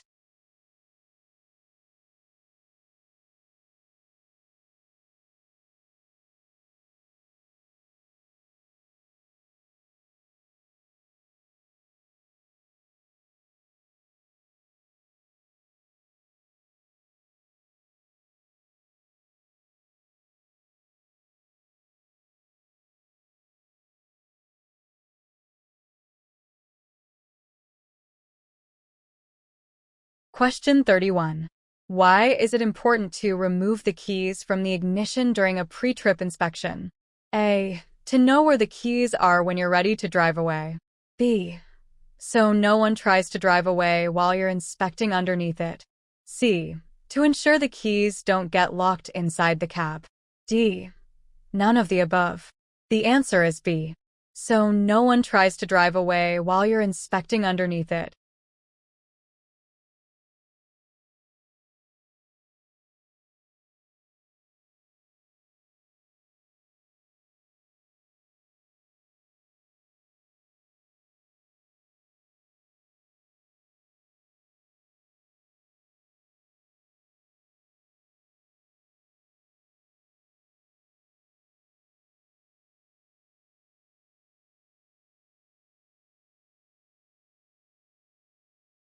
Question 32. At what minimum thickness of drum brake linings might a peace officer place your vehicle out of service? A. Less than a quarter inch, 6.4 millimeters. B. Less than 1/8 inch, 3.2 millimeters. C. Less than half an inch, 12.7 millimeters. D. Less than 3/4 inch, 19 millimeters. The answer is A. Less than a quarter inch, 6.4 millimeters.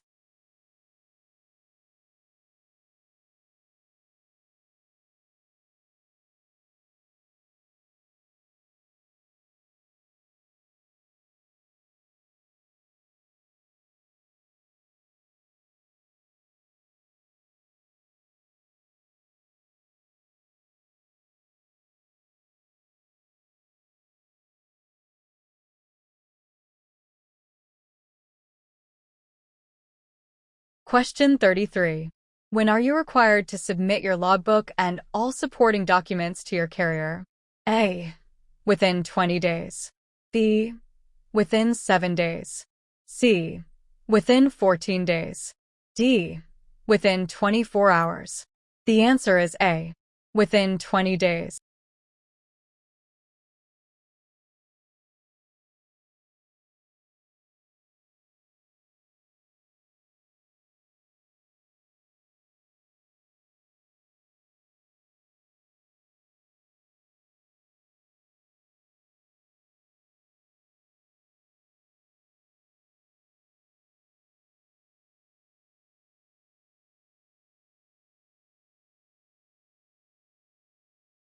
Question 34.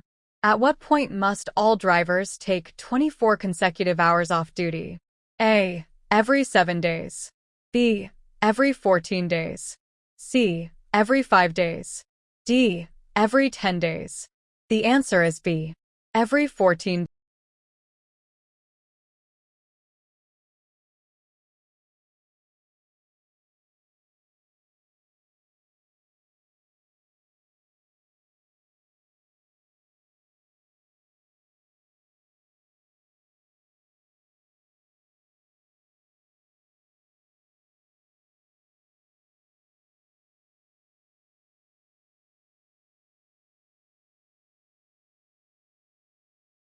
Question 35.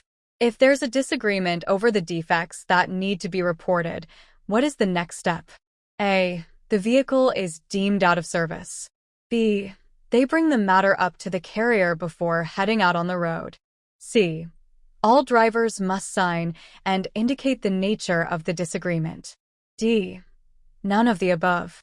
The answer is C. All drivers must sign and indicate the nature of the disagreement.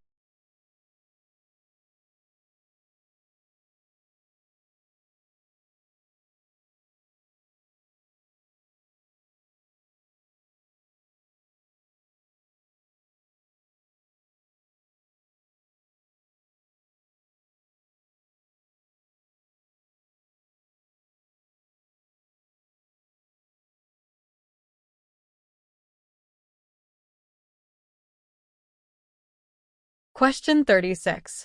You can reset cycle 2 by taking how many days off? A. 48 consecutive hours off. B. 72 consecutive hours off. C. 60 consecutive hours off. D. 56 consecutive hours off. The answer is B. 72 consecutive hours.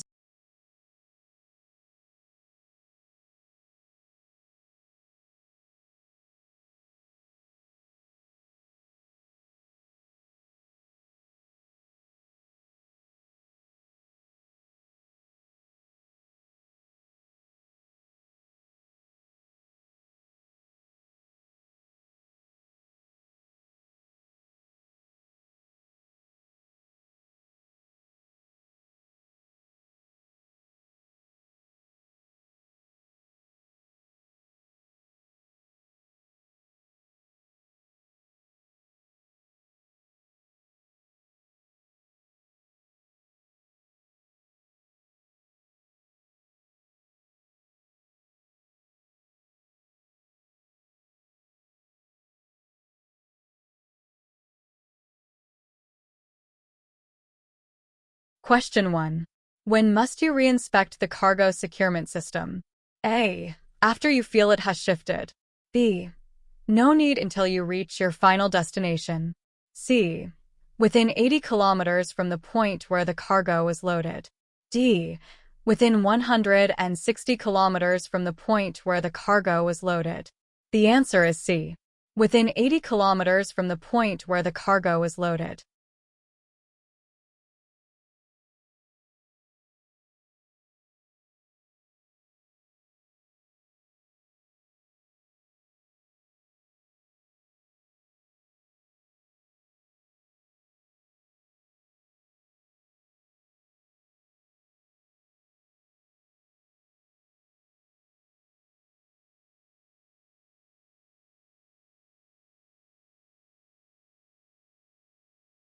Question 2. What are logbooks in the context of commercial driving? A. They record maintenance to trailers. B. They record what was loaded onto the vehicle. C. They record all maintenance performed on the vehicle. D. They are used to record your hours of on-duty, driving, and off-duty time. The answer is D. They are used to record your hours of on-duty, driving, and off-duty time.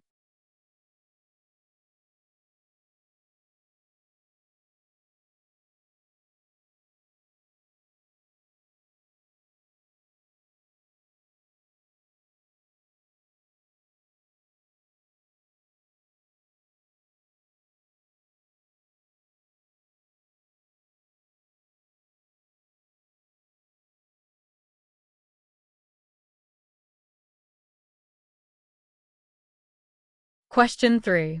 If you cannot safely inspect all components on vehicles with low ground clearance or air suspension, what should you do next? A. Jack the vehicle up and inspect it. B. The vehicle is deemed out of service. C. The carrier must be notified of this, and they decide if the vehicle goes out. D. They should be checked by a mechanic as part of regular preventative maintenance of your vehicle. The answer is D. They should be checked by a mechanic as part of regular preventative maintenance of your vehicle.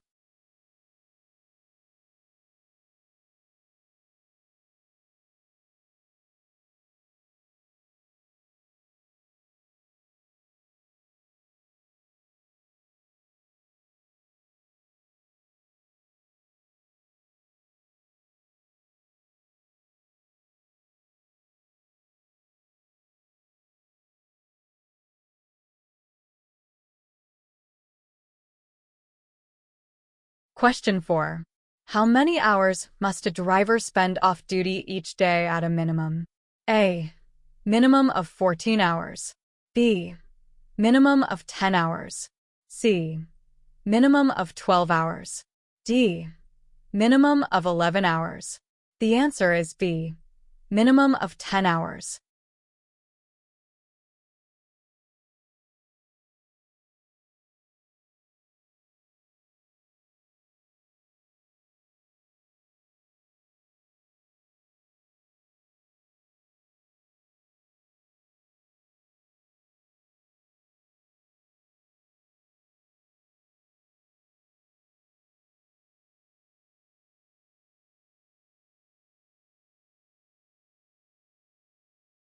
Question 5.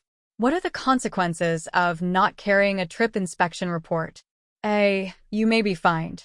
B. You'll get a warning letter. C. Your carrier will get a warning letter.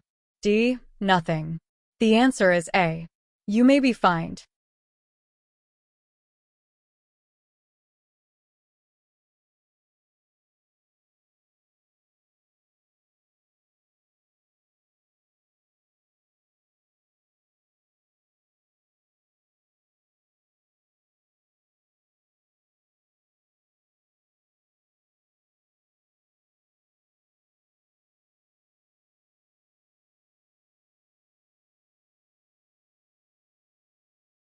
Question 6. Who is responsible for ensuring that inspections are conducted properly? A. Just the carrier. B. Just the driver. C. Both the carrier and the driver. D. The head of the maintenance team. The answer is C. Both the carrier and the driver.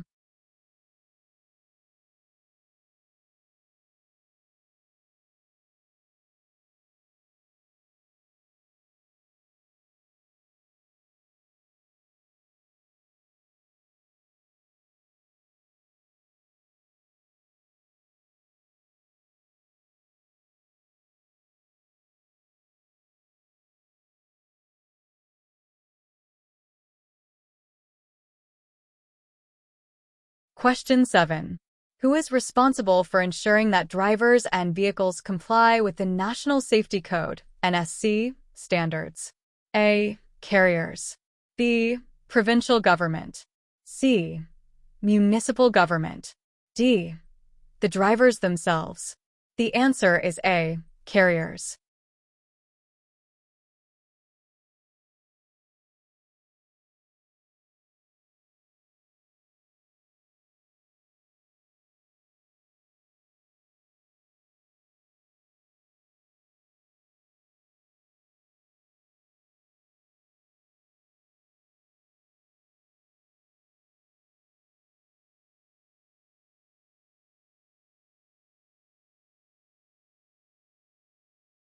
Question 8.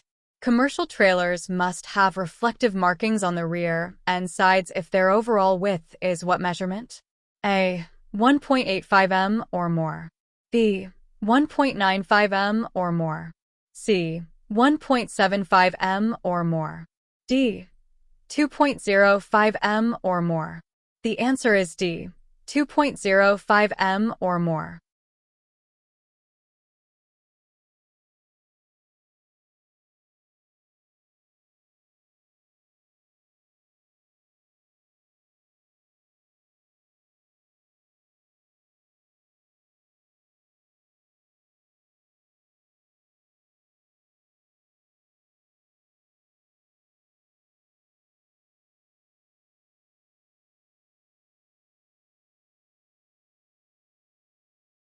Question 9. When performing a pre-trip inspection for a Class 3 vehicle, how long should the process typically take? A. 60 minutes. B. 90 minutes. C. Less than 30 minutes. D. None of the above. The answer is C. Less than 30 minutes.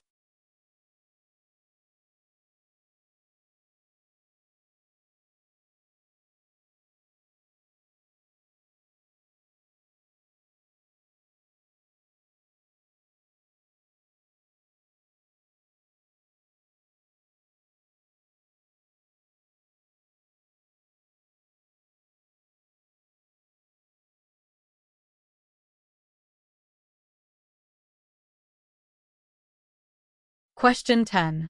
When checking fuel tanks, what should not be checked? A. The fuel caps are the correct size. B. The tanks are securely fastened. C. The fuel caps are securely fastened. D. The fuel lines are securely fastened. The answer is A. The fuel caps are the correct size.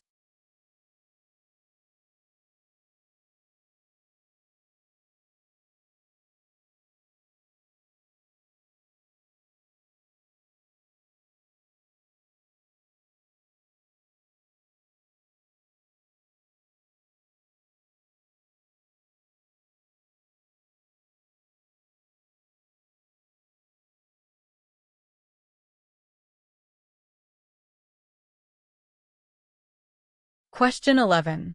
What does a white diamond painted on the road surface indicate? A. Nothing in particular.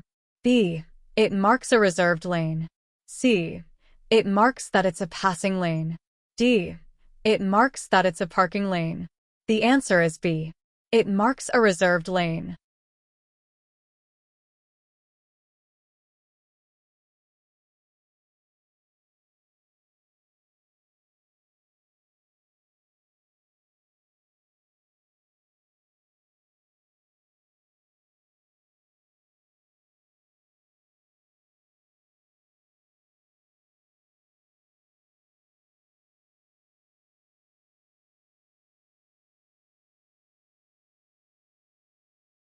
Question 12. Where are turn control signs typically located? A. To the left of the lane. B. Roughly 1 block before they take effect. C. Mounted above the lane. D. To the right of the lane. The answer is C. Mounted above the lane.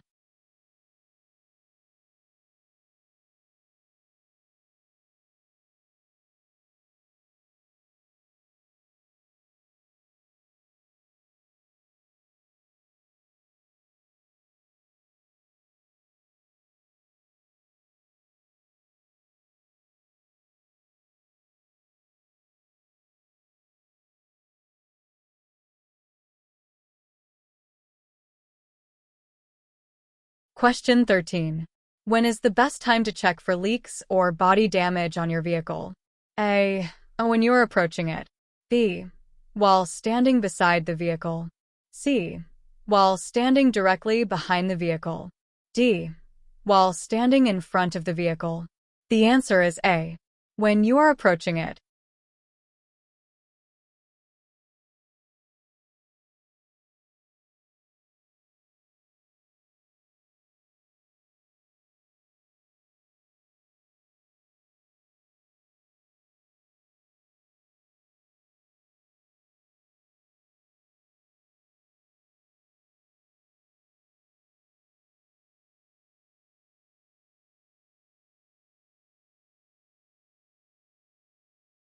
Question 14. Should steps and handrails be checked during the pre-trip inspection? A. Yes. B. Only on Class 1 vehicle. C. During winter season. D. No. The answer is A. Yes.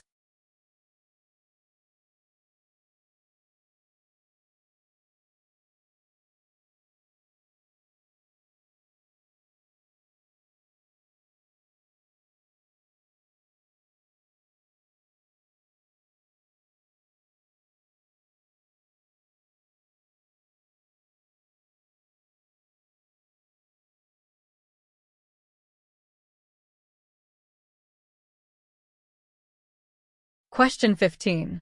Which vehicles are exempt from the legal requirement to stop and perform a pre-hill inspection? A. Class 2 vehicles. B. Everyone must stop. C. Motorhomes and truck RV trailer combinations.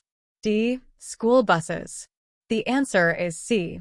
Motorhomes and truck RV trailer combinations.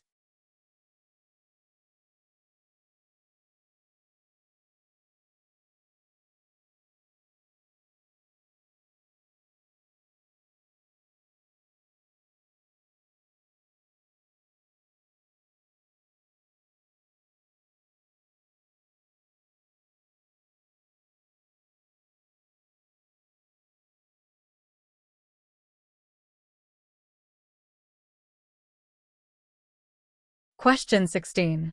When checking drive belts, what should you not look for? A. Frayed cord. B. There are no cracks. C. There are no missing teeth. D. Ensure there is a slack in the tension. The answer is D. Ensure there is a slack in the tension.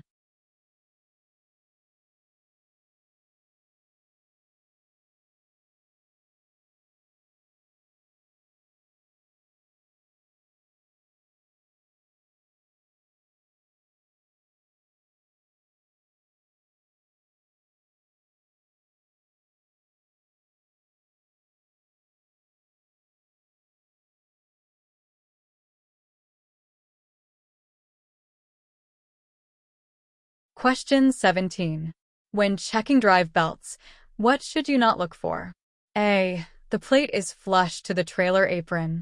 B. Ensure slider is locked and secure with sufficient space for trailer to turn without striking tractor. C. The chains are properly secured. D. The locking jaws are closed around trailer kingpin. The answer is C. The chains are properly secured.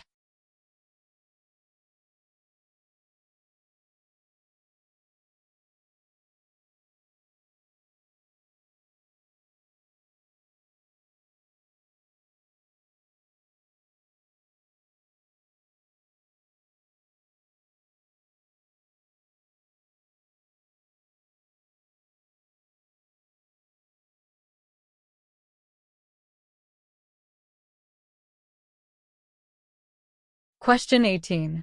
Why are commercial vehicles required to have reflective markings in addition to lights and reflectors? A. It is company policy. B. It is a recommendation of the NSC. C. It is company policy. D. To help improve the visibility of large commercial vehicles. The answer is D. To help improve the visibility of large commercial vehicles.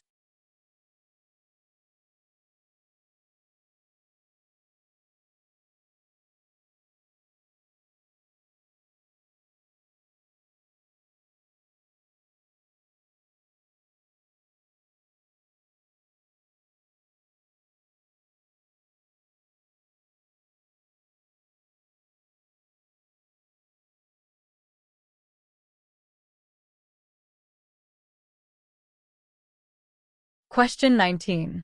How can you determine if the parking brake of a bus is functioning properly? A. The dashboard warning light is on. B. With the parking brake engaged, press firmly on the accelerator. C. The brakes should prevent the bus from moving while in low gear and performing a gentle tug. D. None of the above. The answer is C. The brakes should prevent the bus from moving while in low gear and performing a gentle tug.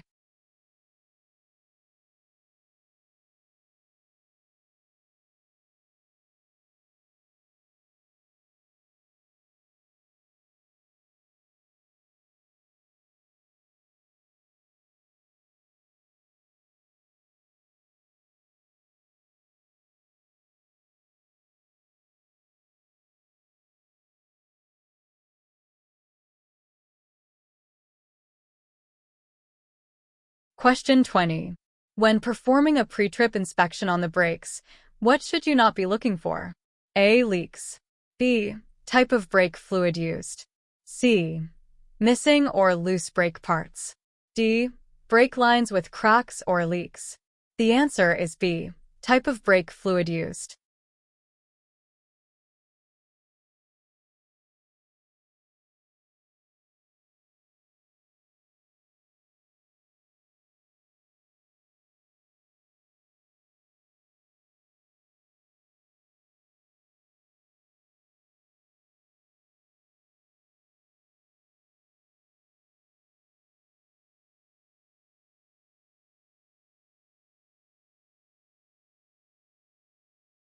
Question 21. Why is it recommended to walk counterclockwise around your vehicle during a circle check? A. It's the logical direction. B. So you can face approaching traffic. C. So you can end up at the driver's door. D. None of the above. The answer is B. So you can face approaching traffic.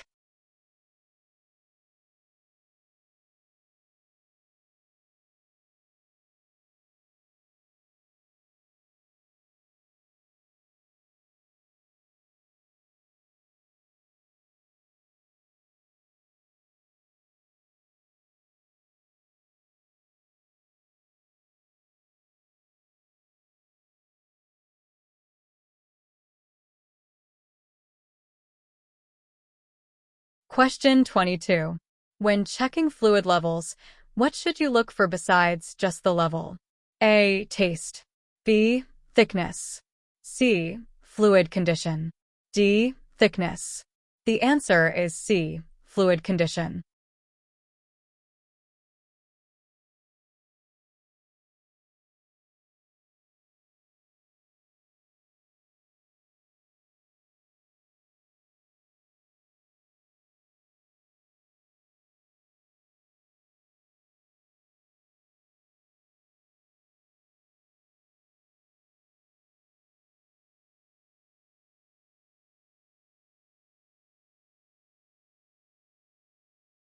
Question 23.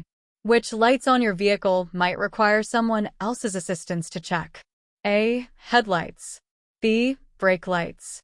C. Hazard lights. D. Turn signals. The answer is B. Brake lights.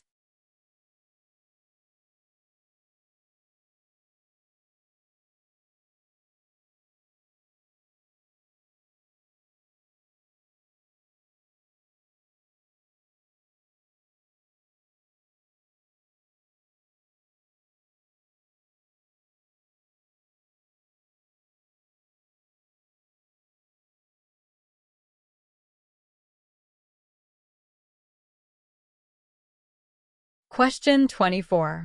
When checking the battery, what is something you do not need to inspect? A. Battery cables secure. B. No corrosion on batteries. C. No battery leaks. D. The make of battery complies with policy. The answer is D. The make of battery complies with policy.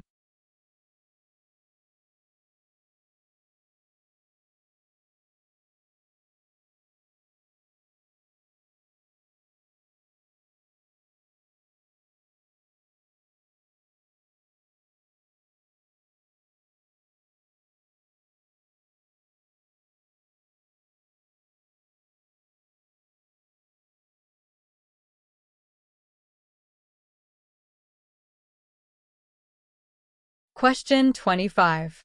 According to the NSC, within what distance from the loading point must you re-inspect the cargo securement system? A. 160 kilometers. B. 60 kilometers. C. 100 kilometers. D. 80 kilometers. The answer is D.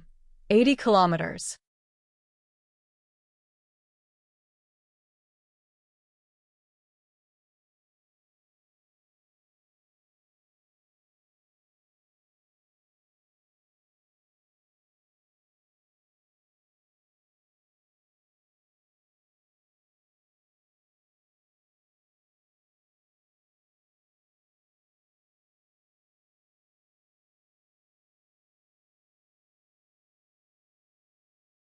Question 26.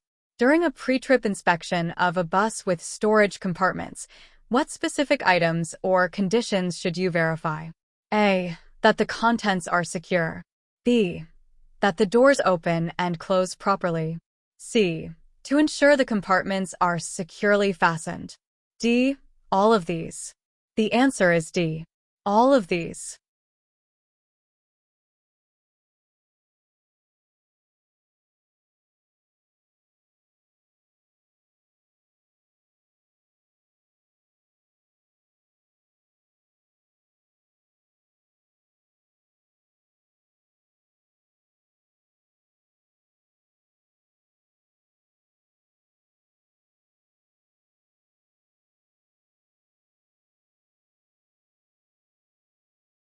Question 27. When inspecting the landing gear of a trailer, what should not be checked? A. They are fully raised. B. The crank handle is secured. C. There are no missing parts. D. The landing gear are balanced. The answer is D. The landing gear are balanced.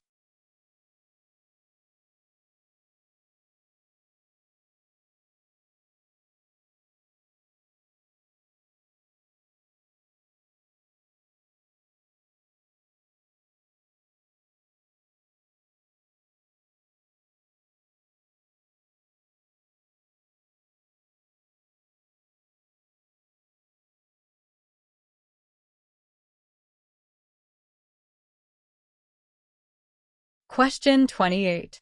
When checking the lights, what is not part of the inspection? A. Ensuring they work. B. Ensuring they are clean. C. Ensuring they are the correct size. D. Ensuring they are the correct color. The answer is D. Ensuring they are the correct color.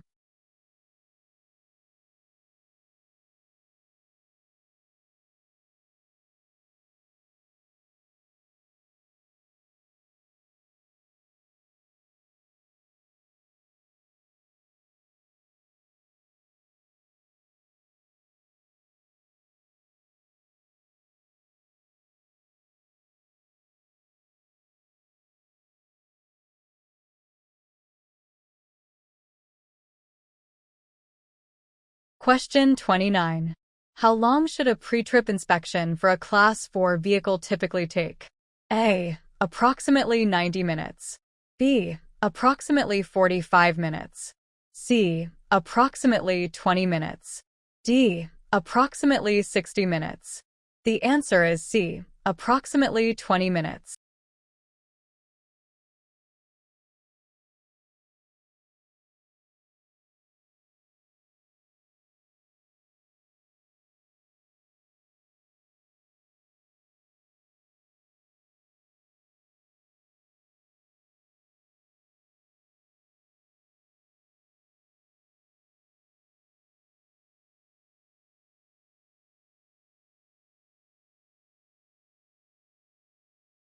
Question 30.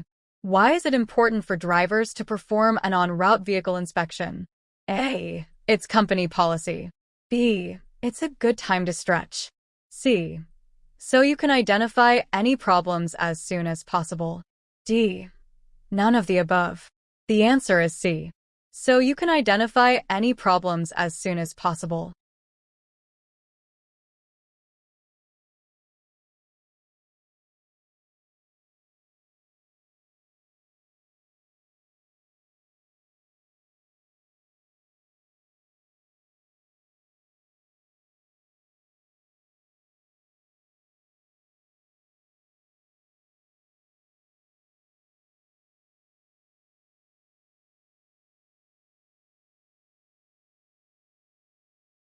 Question 31. What are the potential consequences of failing to stop and conduct a brake pre-hill inspection? A. Nothing. B. You may be fined. C. You could receive a warning letter. D. You could be moved to out of service. The answer is B. You may.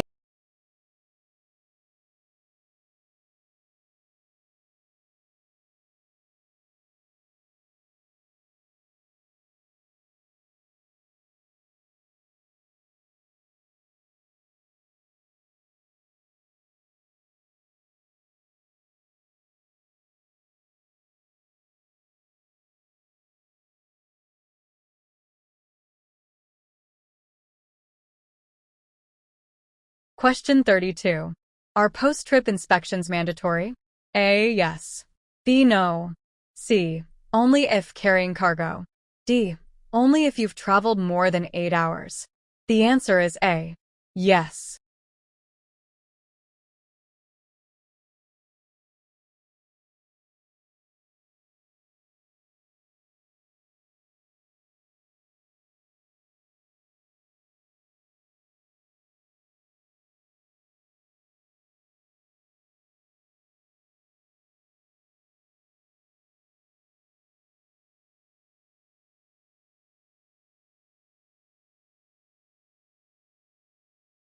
Question 33.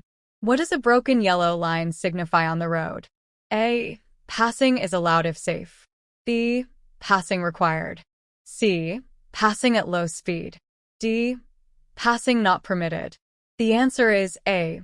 Passing is allowed if.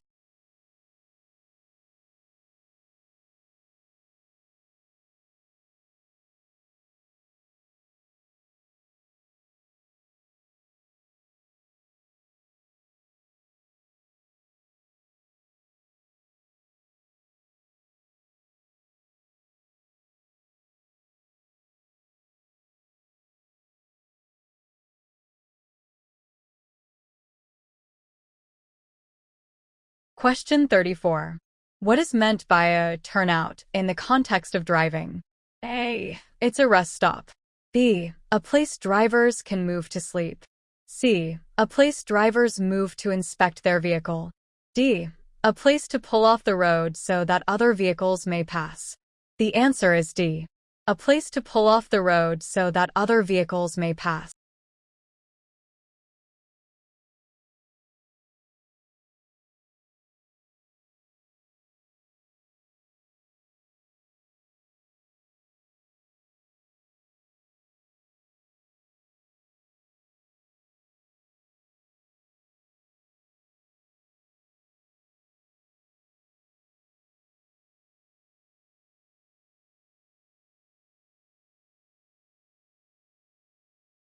Question 35. Some commercial vehicles use water with their brakes for what purpose? A. To help prevent the brake drum overheating. B. As a lubricant. C. They use water instead of air for braking. D. None of the above. The answer is A. To help prevent the brake drum overheating.